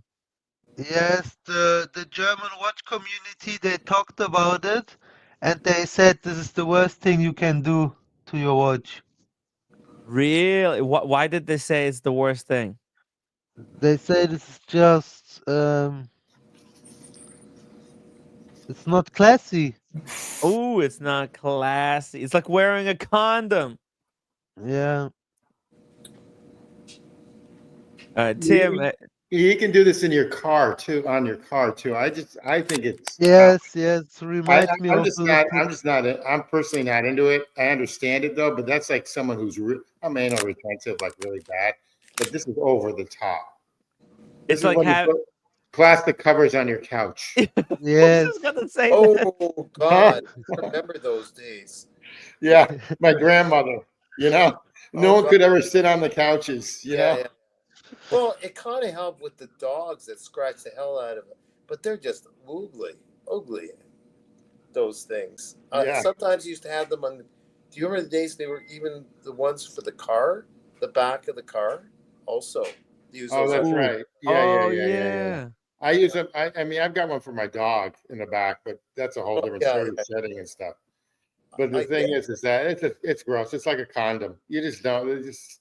I don't do condoms either. You know, it's just part of the gig. Tim, will roommate put plastic covers on the new couch? No, she's not going No? to do that. I don't think so. Although that would probably be the smart thing to do if I'm going to be sleeping on top of it, Are but you allowed? probably not. Oh man, Are you I allowed just to eat on dread it? the day when it comes. You know, Are you allowed to eat on it? you need a water bed, i.e. water couch, and then you can put goldfish in it, and then you have a Dingo Dave's tank in your couch, so you can look at fish if you get kicked Yeah, out. I can get Dingo Dave to send me a couple of his fishes in the bag in the box. Yeah, yeah, that's what you could do. But with this thing, I'm kind of worried that you see, there's actually gaps between the stickers, and what I'm worried is that the dust does actually accumulate in the creases. Let me zoom it in here. You see, like for example, you see here over here, there's a lug, and the lug tip is completely exposed. And what happens? This is actually a sticky part. Let me get a pencil here. You see it? This stuff has an adhesive over here, and what happens? Dust gets stuck to this exposed part, and it rubs against the metal, because it's stuck here, and then as you wear it, it kind of all this stuff kind of moves around. And actually, when you later take off the stickers, it's not like the watch is completely, fully, beautifully preserved, but it will actually have kind of these scratches that the dust leaves, like these micro scratches. So and actually, it's probably going to look even uglier with these type of scratches than if it just had regular. But hey, I don't know. To each is his own. I wouldn't do this. But I yeah, wouldn't either. It's just yeah, not my cup of tea. yeah. Funny stuff though. By the way, let me ask you guys, what's your take on, let's see here. I had something sent to me. One second. Here we go. On there's this cheap Seagull. Probably Daniel, you know about Seagull, right? They've been around. Look, there's different. They're from China. Mhm. Seagull is, I guess, they're associated with another company name, I think, and they've been around long enough to prove to me that they're kind of legit. They've been around for a long time. They're Yeah. not ever part, as far as I know, of the of replica production and poor taste watchmaking. They're Mhm. they're mass market to I think they're a level supposedly better than Miyota, but I think I just because of the supply chain and the trust in getting a Miyota serviced, as far as the Asian market's concerned, a piece that can service by someone here in Toronto, I would probably trust Miyota. But Uh-huh. Seagull has got great respect as far as I'm concerned as a movement maker, and they Oh. make their own watches sometimes. I think Seagull. Yeah, right. Is these are their watches, right? The I Heck, think. chronograph. heck, the Chrono looks like which I like. The Chrono looks like the JLC. Oh yeah, Palladium. they make. Sorry to interrupt. Go ahead. No, I'm sorry. Go ahead. Well, yeah, I forgot. Yeah, so here they are, and they look darn good. So, to be at that low price, let's see, what's the prices of these? Three hundred Like, thirteen oh dollars. my God, Cheap, How do they manage that? I don't know. right? Yeah. Little Chinese girls making them. Oh, maybe. But they have been. Well, it's the computers that are making the movement, obviously. But you got to have humans somewhere in the assembly line. Well, That's pretty amazing at a pretty low price, I have to admit. And if you get Great price. robbed, so what? Like that looks good. Well, chances are, if you're gonna get robbed, you're gonna get beat up and killed anyways. But hopefully not. But that looks kind of decent from here. Looks Yeah, like looks like one of the Lamania movement, for Christ's sakes, a copy. yes. Yeah. You know, my thinking is that they got some practice on making the fakes, right? They've been making fake watches for so long that they probably have a lot of watchmakers who are really skilled because you know they got their start making the fakes. Well, wait a minute. And Hold on. Mhm. I'm gonna push back a little bit. Okay, push back.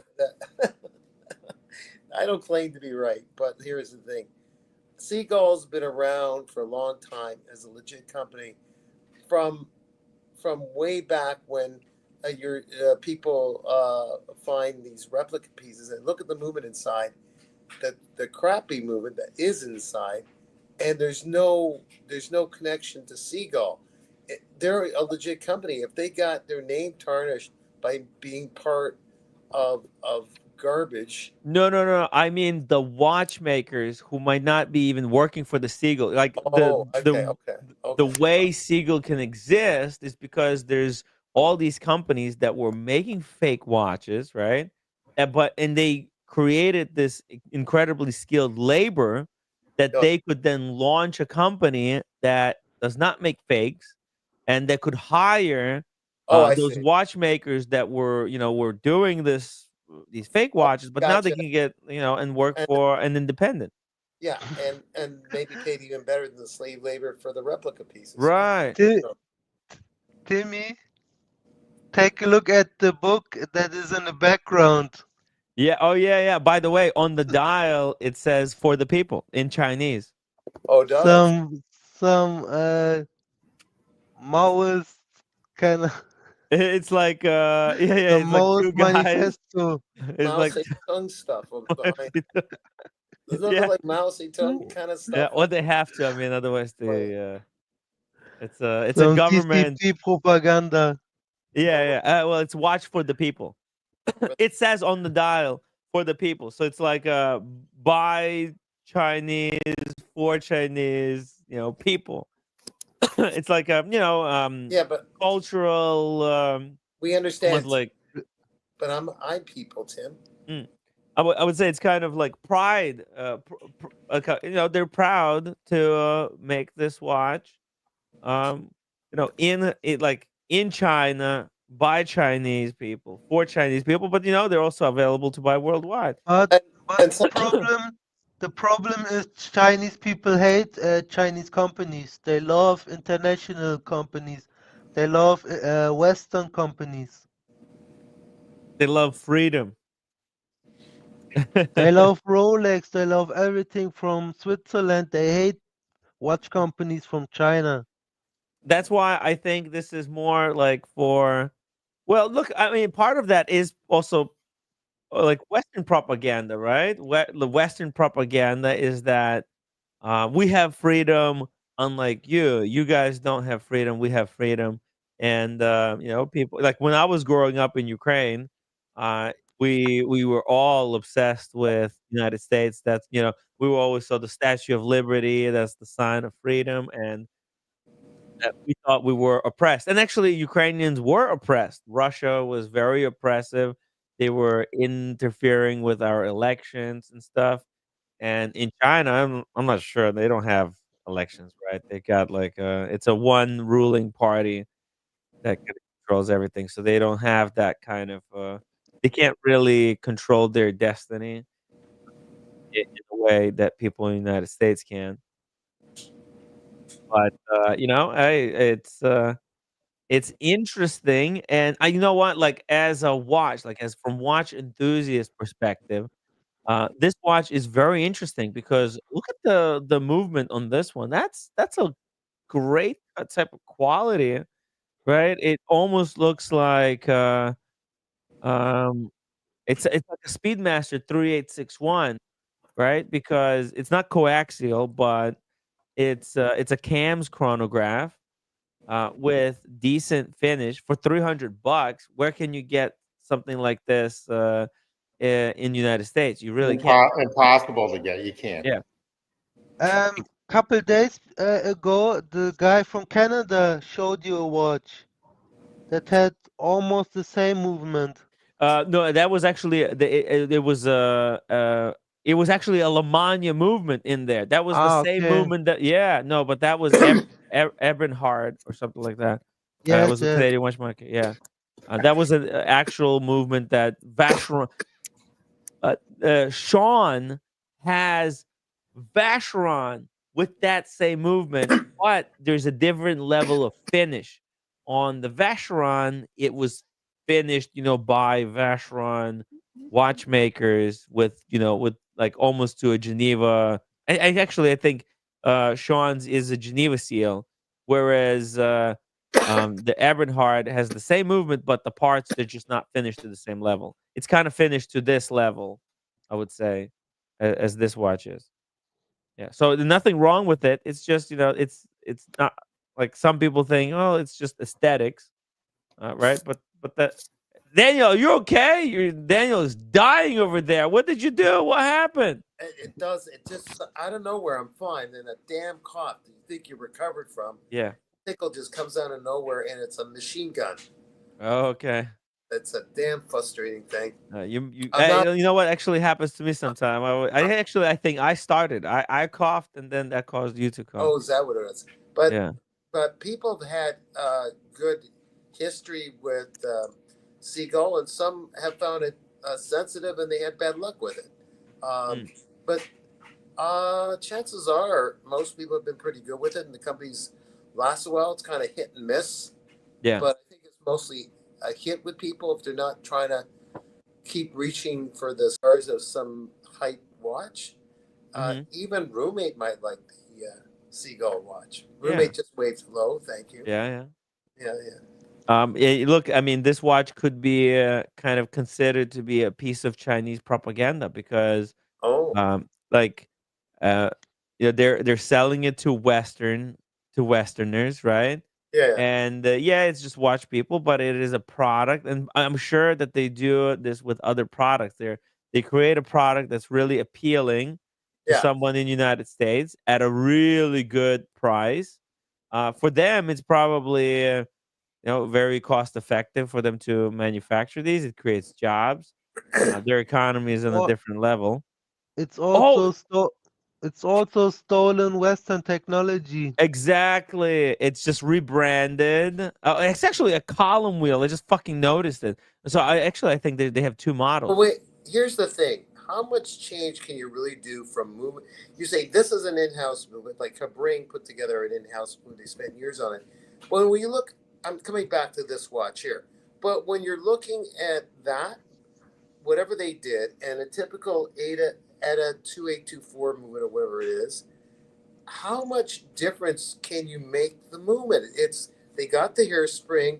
Everything sort of operates in the same way. There's some variants if you have a Haas hairspring or you have a tourbillon or little tricks of the trade from different people. They have a little roundabout way of doing it, but it's like a play. No matter how one writes a play for theater, it still has a first, second, and third act. Doesn't matter how you organize it, it does. So in storytelling and also with mechanics here, you need the hairspring, you need the basic slowing down the pace of energy. And we talk about in-house till the cows come home and you know what? But at the end of the day, they're probably all the same movement. Well, you know what it comes down to? Intellectual property. Who's created? Who has the legitimate rights to this technology? In the West, we believe in honoring those people who are responsible for creating the technology and giving them credit. Whereas, kind of in China, they don't really have that. They don't really. I think I may be wrong, but I don't think they value. Um, it's just something. This is just a thing that our society. But China's been known to steal stuff. I'm not defending China at all. Yeah. Yes. No, I'm not. I'm not defending or Right. condemning. I'm just saying it's different culture. It's a cultural difference where they don't really, they might not even think about this kind of thing as because it's right. intellectual property is a human construct, right? It doesn't really it doesn't really exist, right? And look, in intellectual property, in a way, it's good for it. What it does, it encourages innovation because it says, listen, if you invent something, you will be rewarded by getting paid from every time your invention is used somewhere. So that causes people to start to, certain people, really smart people with opportunity that could do lots of research. It causes these people to innovate more and innovate a lot because they want to be rewarded for that, right? But on the other hand, it makes the product and the fruits of their creation more expensive for the customers, right? Like the inventor of blender gets a cut of every single blender that gets sold, whereas if the inventor wasn't getting the cut, then the blender would be cheaper for everybody else. Anyways, here we go. PG. $10 super chat. Tim, Frozen Star or Ultraviolet Urwerk? Which one you taking? Ooh, I'm taking the Urwerk, actually. I love the Frozen Star. Man, these two, this is freaking hard. Is that the Chapek? This is not just the Chapek. It's the Chapek with that crazy dial. I love that Chapek. Yeah. Look at the back of it. Yeah, let me show you. Oh, the back. Oh my God! Don't even get me started. The back is. Now they took what's normally what I was just talking about, commonplace, like everyone's doing the same thing. Well, they really try to make it different. If you look at the back of it, I mean, we know the dial is amazing. Maybe I changed my mind. Look at the front. Oh, hold on. Oh shit! Look at that. That's that special mineral that they use. Basically, yes. One of your viewers bought this. Yeah, George Varghese. Shout out to. Where has George Varghese been? Is he still watching? I'm sure he's on the hate streams. Oh, I think he I don't know. He just out of the blue, he kind of stopped talking to me. I don't even know what happened. He was just like, just suddenly he was upset with I don't know. Like we just don't know. I can't please everyone. I don't know what happened. Move on. Yeah, Move on. but look, it's all cool. It's all cool. Eventually, someday, people will come back. So cool. I like George Varghese. He's a great dude. I mean, I hang out with him in Vegas. I thought everything was cool. I was told there's some kind of issue. I tried to what? I know why. What? Because it's kind of between you and me, same thing. What about? You did something, but already you didn't know what you did. Right. I don't know.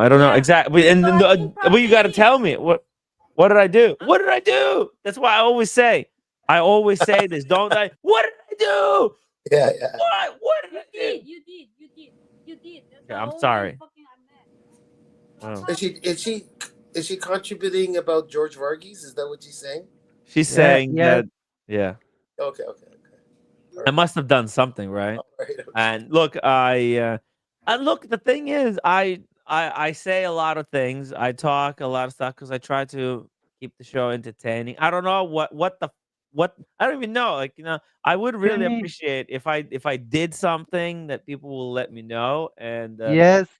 Okay. Anyways, move on. You got too much super chats. I got too much super chats. And what happened? I guess he's telling you they're super. I don't see them, but there's. This is the reason. You got too much super chats. You're sitting on your ass doing nothing.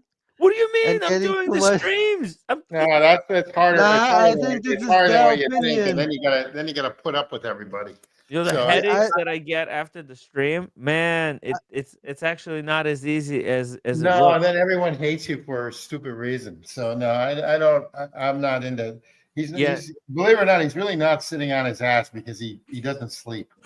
Right? So I think this is their opinion. This is the opinion from Buckley, Diego, and all the other guys. Anyway, let's just move on. It's over. It's over.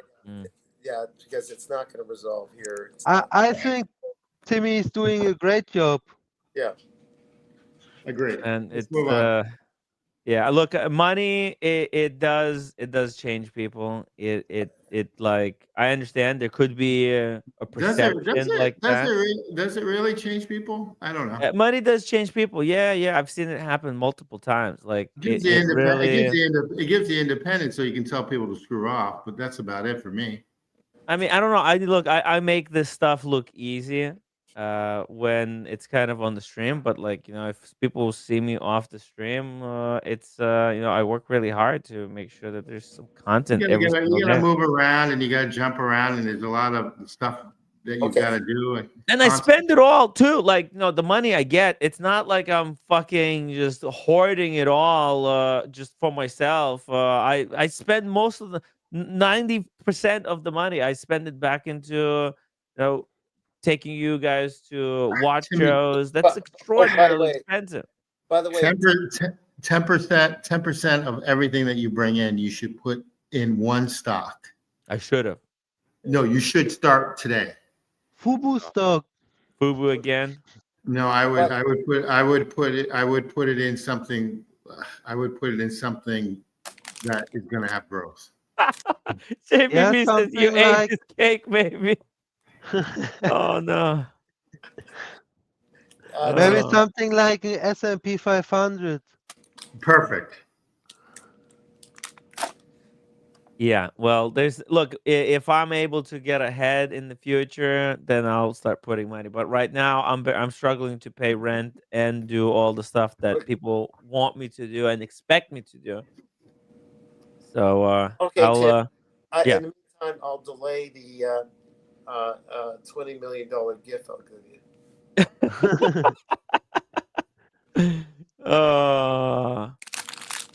Yeah, but look, between these two, ooh, I go with Chapek. I don't want to. I just. you would go with the Chapek, Daniel?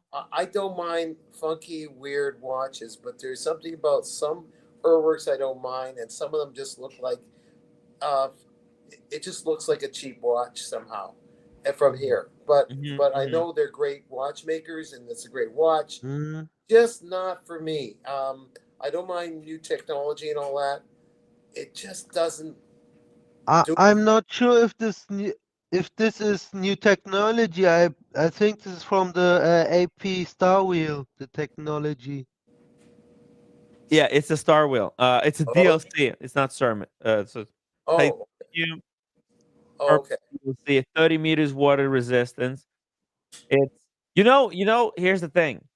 My heart says Urwerk. However, I know that the smart buy is actually the Chapek, because Chapek is a lot easier to maintain. Yes. Right? Like, it's a 3-hand watch. It's not with some really fancy, extremely over the top complication. If I was financial, like, I'm talking now personally. All right, I would love the Urwerk. I love the funkiness of it. It's so cool. It's purple. It's the Star Wheel. It's so oh man, and it's so different in the collection. You can have that, in any collection, because it's just so it's just so different, right? It's not another Omega or IWC or Rolex or like another, Zenith watch, something that, it's so out of, like, the Chapek. You could argue, if you have a Royal Oak, you don't really need the Chapek, because the Chapek is kind of a steel sports derivative. How much is the Urwerk?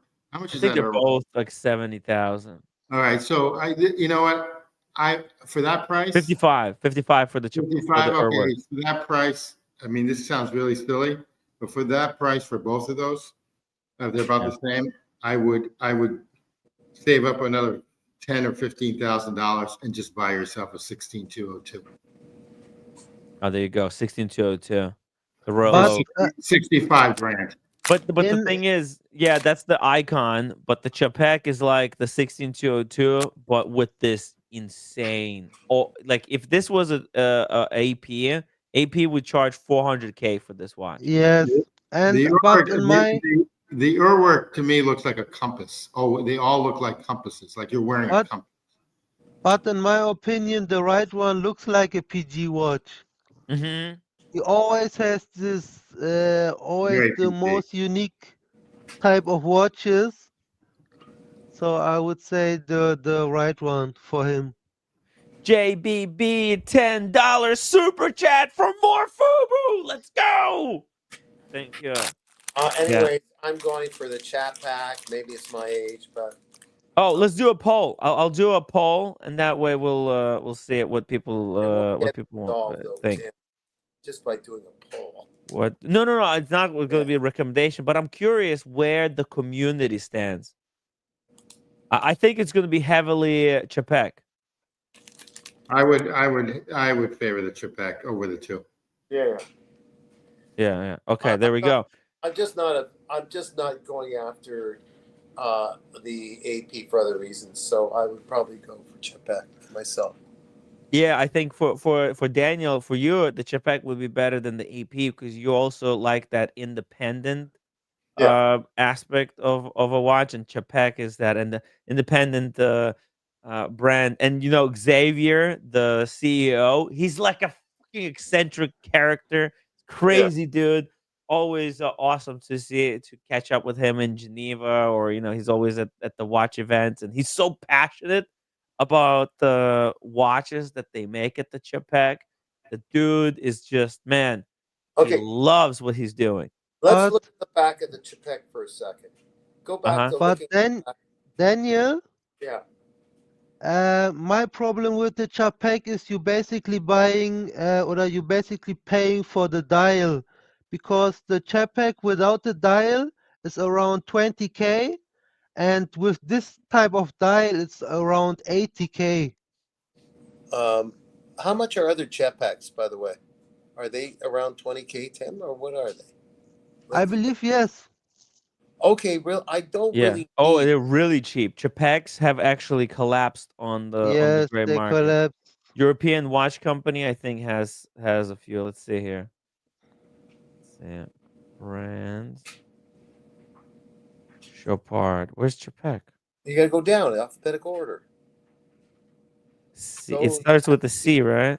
Yes. Chopard Cartier. It's like they don't even have it in I the thought it was a T. Then go to Z. T. Start with T. No. T. Oh, Chapek. CZ. It's CZ. Oh, okay. Let's see. Maybe it's not like on the main. Go to Chrono 24. Here we go. Let's see. Let's see. Let me just search. Oh, here we go. Oh, look, they have a couple. It's not in the list of brands. Look at oh my god, discount. Oh yeah. Holy fuck. Oh, they're half off. Yeah. Yes. 14.6. That means they bought them for 10. Look at that. Same movement, by the way, as in that one. Man, if PG can get it at a discount, if he doesn't need that silly dial, then no. Well, I think he wants the silly dial. Yes. Can you go to Chrono 24 and look up the Chapek with the dial? I believe it's around 80K. Okay, 1 second. What was it? Frozen Star. Okay, let's see here. Frozen Star. Oh, there's it dropped. There's one for 58,000 now. They dropped. Because how many is that limited? 1.5 years ago, this was a 80K watch. Yeah. It's limited. It's the 38 pieces limited. Oh, this is 1 out of the 1 out of 30. They're all 1 out of 38. It's not 1 from 30. Yeah, I thought number 1. Yeah, I thought it was number 1. Let me see the back of this one. What did this one say? Also says 1 out of 38. Okay, so they're all 1 of 38. But look at that. Look at that. That dial is just so sexy. So the other one was 14, and this is around So the dial is around 55K. Yeah, it's a $50,000 dial. I'll be right back. Just give me guys a second. 38. Everybody vote in the chat, guys. Make your vote. Make your vote count. Let's see. I want everybody to please go and vote in the poll. Which watch do you guys prefer, the Chapek or the Urwerk? I understand that they're kind of different, but let's hear your opinion. I'll be right back. 2 seconds. How many watches of Chapek does he have, and how many watches of Urwerk does he have? Do you know? Sorry, I have no idea. I have no idea. PG's So got a you- good collection in the first place. PG, how many watches of each do you have of this brand, of these brands? You know, I Chapek, or what was the other word? Like in that same field is what's it called? Is that Italian name brand, which it looks like a Chapek? Parmigiani? Yeah, that's that Parmigiani. That's them. I'm not sure what they're going for right now, but I always was attracted to They them. also collapsed. They also collapsed. Did they? Nobody wants to buy them. Oh, but that's just people with their looking at their parked asset like stock markets. If you get it at the low price, then maybe they're worth getting. But then you don't want the company to collapse, and you got no one to service the darn watches. So, Tim, Yes. Parmigiani is almost the same league as the Chapek, aren't they? Parmigiani, same. Oh, maybe they're a little bit higher, I think. But our colleague here says that they've also collapsed. But I mean, you don't want to. Parmigiani? Yeah. Parmigiani might get acquired soon. Oh. They're up for sale for $60 million. Oh yeah. That's what 6 the million? rumor. That's it? That's it. That's what the rumor had. Cheap. See, Call the Chinese. there's a lot of complication for it because they own parts of Vachur movement, and Vachur 25% is owned by Hermes or Hermes. Who owns it? Hermes? Hermes owns 25% of Vachur, and also they still do for Richard Mille. Would it be crazy if Hermes bought Parmigiani? Yes, and then they put Zenith movement in Parmigiani. No. If you, I mean, I don't want to diverge from these No, two. Hermes is independent. Yeah, but if you take a look at what Parmigiani is doing recently compared to what they did 5 years ago, they're completely different watches. They've refined them. Oh yeah, and also their logo, everything, because everyone looks at Parmigiani. I mean, they're like a modern brand. They're in conversation with all the rest of the pieces. Yes. Yeah, they're doing incredible stuff, dude. You know, if you think about it, actually, if Hermes has 25%, and Hermes, man, they're loaded, and Hermes has been trying to break into watches for a couple of years now, and but like Hermes brand doesn't really mean much in watchmaking.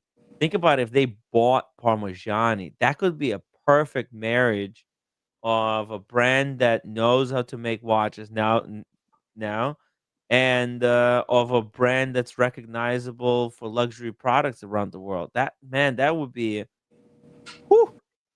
What's 60 included? million is nothing. I forgot what's included in Hermes arsenal. Is it fragrance and other totally different things, or what? Bags? What are Hermes? What Hermes makes? Yeah, like they make the most exclusive bag for a woman.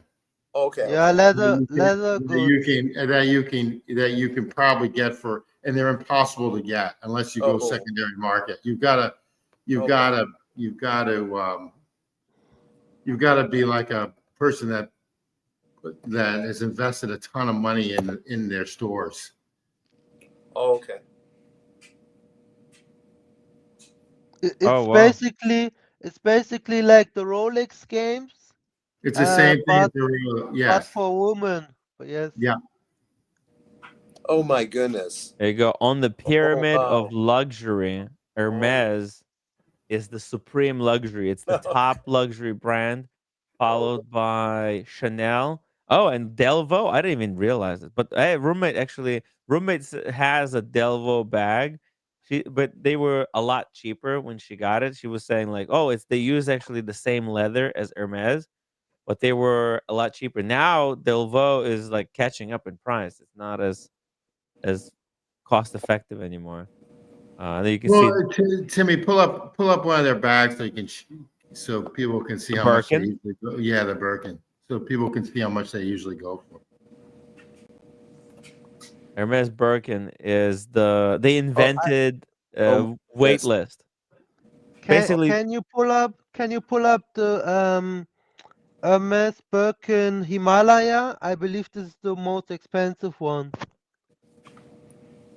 Hermes Birkin Himalayan. Okay. Oh yeah. Holy fuck. Okay. That's $185,000 in But white leather. This is the kind of stuff, white crocodile or white lizard. This is the kind of stuff that uh, uh, uh, ER has. ER yesterday. Look at this. Let's just so you know. See, this is the white Birkin. This is the ER purse right there. She's got the Celine uh with in white lizard. It's a smaller bag. Yeah, Then this one no, is you kind of can't compare this. no, The no. I Hermes mean, one they're is both lizard. They're both lizard. I'm saying they're compared because of the lizard skin. But the ER has Birkin as well. She's got here. See, this is the Chanel. wait a minute. Is my Right. skin turned into very crocodile-ish? Maybe I could be like a Birkin. We can Daniel. You're probably gonna like this bag because they killed those vicious crocodiles Right. That's right. That's right. to make these bags out of them.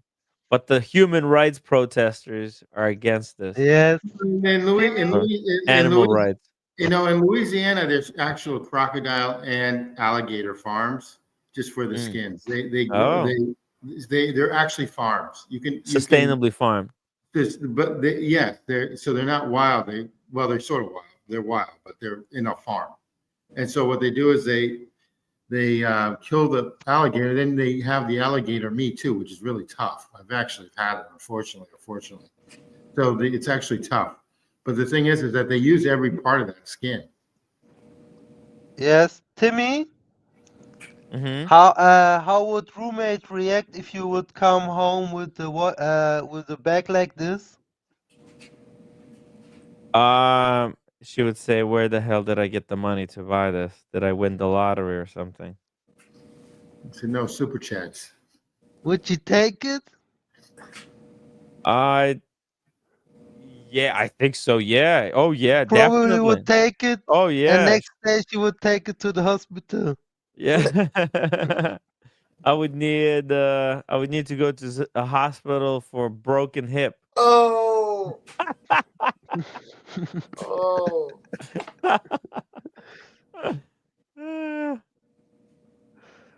Uh, yeah, let's see what the results are. The results have came in, guys. We got Chapek at 60% Yeah, I figure that. and Urwerk at 40.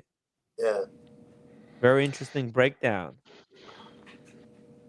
Well, It there's certainly nothing's wrong with Chapek. It just it's dropped like the watch stock market sort of thing. So the value just simply Mm. went down, I guess. mm. No one's buying them, or less people are buying them, like other watches. It's just the way it is, I guess. They're beautiful pieces, as far as I'm concerned. And Yeah, there's a watch market slump, and I think maybe a lot of people are getting their APs, and a lot of people got on the wait list for the Chapek because Chapeks, they were going above retail. These $20,000 Yes. Chapeks were going for 30, 40,000 because people couldn't get AP. So they started going into these a little bit more, eccentric Yeah, brands, yeah. and in hopes that it would be performing just as well. But then when AP started dropping in price, people backed off from their wait list for a Chapek. It's unfortunate, but it's all because of the flippers, the flipper Hey, scum. Tim, it's unfortunate, but I think I have enough because it might I got catch. 7 minutes actually. So you want to stick around for another 7 minutes? Okay, as long as the 7 minutes is not an It's OC. not gonna kill. Let's hope 7 It's not minutes is gonna not gonna be. kill Dan. Well, hopefully it's not an OC version of 5 more minutes, Dan. No, Remember, no. It's actually 7 more minutes. 4 hours. I'm tired as well because yesterday I had a long show, and then today I was kind of in the rush to yeah, put together a show for today. And yeah. yeah, I was gonna do 3 hours today, but we ran into Tim G joined in. It was fun. Gold Star brought us some amazing content. Yeah, it's great. It's a great little stream today, guys. If you have any final questions, requests, let us know in the chat before we wrap this puppy up. Okay, let's just change this real quick to another watch secondary watch company. And that's where Huh? Mr. Katz bought his Hobrings. The horology of Horology by the sea. horology by the sea. They Okay. have Timmy. They have your watch. Oh shoot! By the way, Really? I just talked to Scroll Brandon. down. There it is, right there. Oh no, 26,000. It's dropping. Nah, I think it's holding there. It's holding there. It's holding. Okay. Yeah, Some of them 26. Is that your watch though? That is your That's watch. exactly my watch. Figured that. Okay. It's exactly. You know why? I was looking at a Grunfeld there. There was the best price for a Grunfeld, with the salmon dial. I said, "Oh, that's Timmy's watch." Yeah. Son of a gun. I think Brandon, who's the owner, has a Grunfeld in there, doesn't he? Tim G. Yeah, he does. Okay. He does. It's below. It's about 4,000 under. It's the only one I've seen in the world market that's 4,000 under retail. Okay. Wow, look at that. It's very reputable. Beautiful watch. Yeah, it is gorgeous. Yeah. I like it. I like it in that blue band. Yeah, it's a Maurice And- Grossman brand actually. It is. And the texture of the dial reminds me a little bit of the Chapek that we just watched. Actually, Chapek not- is like a more luxurious even version of this dial, I would say. Yes, and it's more grainy. Is your Grossman? Is it raised? Is it raised like that too? Yeah. Oh, wow. It's the same watch. It's one Okay. for one. Yeah, you see it. The numbers there and the lettering. It was cut out. Yeah, See it's if I really can hard to zoom in. do. Yeah. Yeah, That's yeah. really hard. Yeah, they micro chisels or whatever they use. It's very laborious. Takes them 5 days to make this dial. Really? Very laborious process. Yeah. They're also Almost beautiful. like the frosted effect on APs. On the AP. The frosted effect. I'm not sure which AP. The APs have this frosted effect on the bracelets. Oh, okay. I know Yeah, what you're talking okay. about. Yeah. All right. Now I know. What Yeah. you're saying. Okay. Okay, you're talking about the bracelet, not the dial. Yeah, like the No, hand not hammered. dial. Yeah. Yes. Although they Anyway, probably do it with a machine by now, Timmy, the hands on that are beautiful. right? Yeah. They're handmade hands, and they're Yeah. glued in fire. Handmade hands. Okay. Very nice. They're really like they're so thin, and each center of the hands is capped. You see, with like a polished little cap. Look So how this yeah. is another website that you should be hitting once in a while because they yeah, have I'm good loving this They stuff. have Let's really see what good- else they they do got. have really good stuff. That's the Grossman I looked at. Holy shit! I Look called at- them on. I called them on it, but Yeah. they have some good stuff. This He got a loves beautiful. he loves getting hold of Sarpinoza pieces. By the way, I was talking to him on the phone. It seems like he's got a big thing for Sarpinoza. Oh I yeah, guess so Sarpaniva. I'm sorry. I think he gets regular people interested yeah, in his end for Sarpaniva. yeah. It's a weird, interesting brand. The hands Fish remind me of like FP Journe. The hands are definitely epijorn, but everything else is not. Yeah, No, it's its Yes, own thing. they yeah, it's remind me of some stilettos. yeah. Yeah. Yeah. And the moon is so scary looking. Look at that. Whoa, Yeah, Whoa. whoa, too whoa. it's too angry, the moon. Yeah, you could give if you have a child, do not show him this watch. It'll give him Oh, the nightmares. So scary. Look at in the rotor, it's got another moon on the back. How much is he asking for that? it says over there in the top right, 16 US. Okay. So Mhm. I mean, yeah. Yeah, 16K.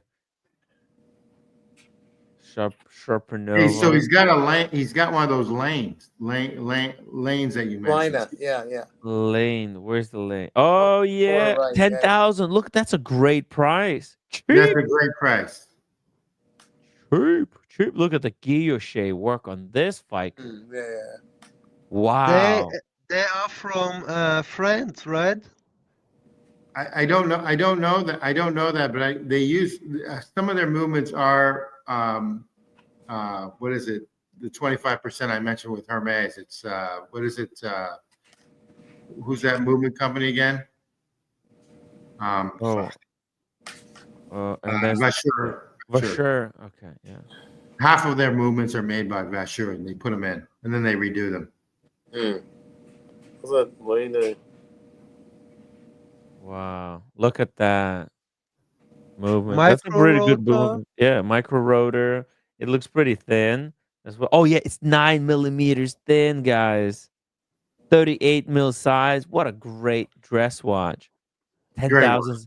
Yeah. What? Mickey. Maybe Mickey should go for something like this. Yeah. Okay. It's double the price of IWC, but I mean, so different. It's so different. Yeah. Maybe he can move one of his watches and then get into this. Maybe he doesn't see value in it, but I think Who? this is Who? going to be pretty strong value Are you retention. talking about PG or who? Mickey.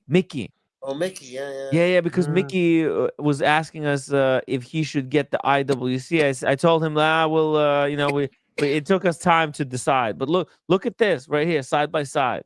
It's much prettier than the IWC, although the movement people claim. No, get the FP Jean Havana. Oh yeah, for triple the 8 times the price. That's hard. Or maybe the Chopin LUC. It's also nice. Yeah, well, we'll think about it. We'll think about it, and let's guys, if you have ideas, you just keep us posted. Let me know if you have ideas. Send them to me via email or whatever, however you can, and I'm gonna make sure to pass it on to Mickey. Okay, and we'll resume this tomorrow. Yeah, does that sounds good? Everybody Sounds cool? like a good idea. Okay. Okay, I'll play the outro song and Merry Christmas, community, and Happy New Year, Happy Hanukkah, and Happy everything. Yeah. Same to you. It's all on the same days, and that's something. Okay, guys. guys. Happy Pleasure. holidays. Happy the moon has landed with the stars, golden star. Yeah. Hanukkah and Christmas, same time. Okay, guys. Okay, let's play the outro here. Let's see what kind of. Let's just play this one. Okay, everybody, thank you so much. Tomorrow is Christmas Eve, right? Yes. Okay, so we'll have a fun show tomorrow. Yeah, and All don't right. be surprised if Santa Claus falls through your chimney, but you don't have a chimney in your apartment. Exactly. Yeah, through my window. Okay, Or falls through through the air conditioner. and he turns out to be me. Careful on the way down, Daniel.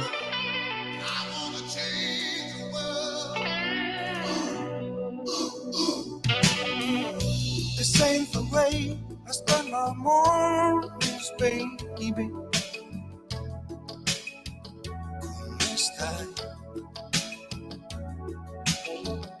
You've been with him, now you come back, my lady.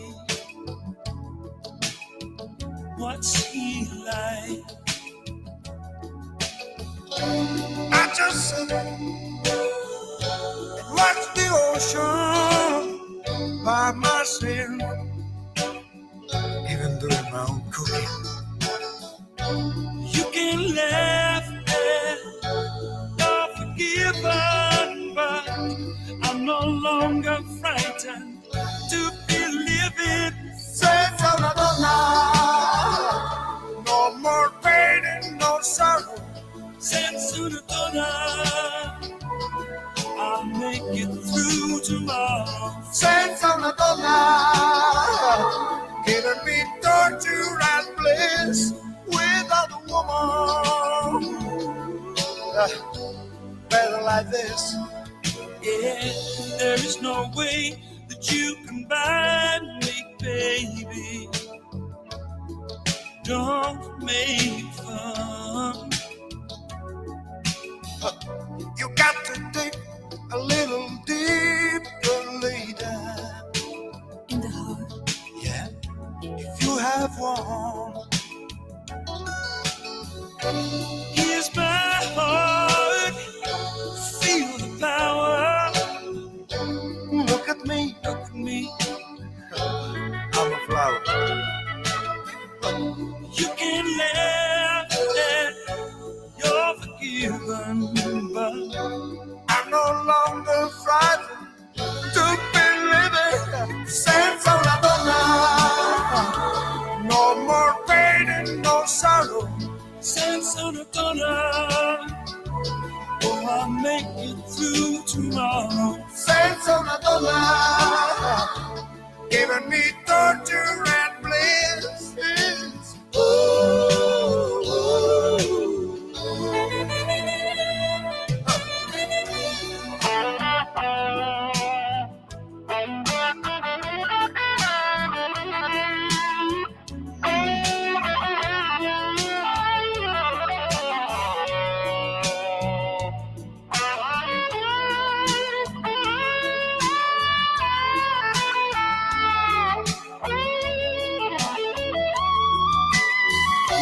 I stay here and watch the ocean.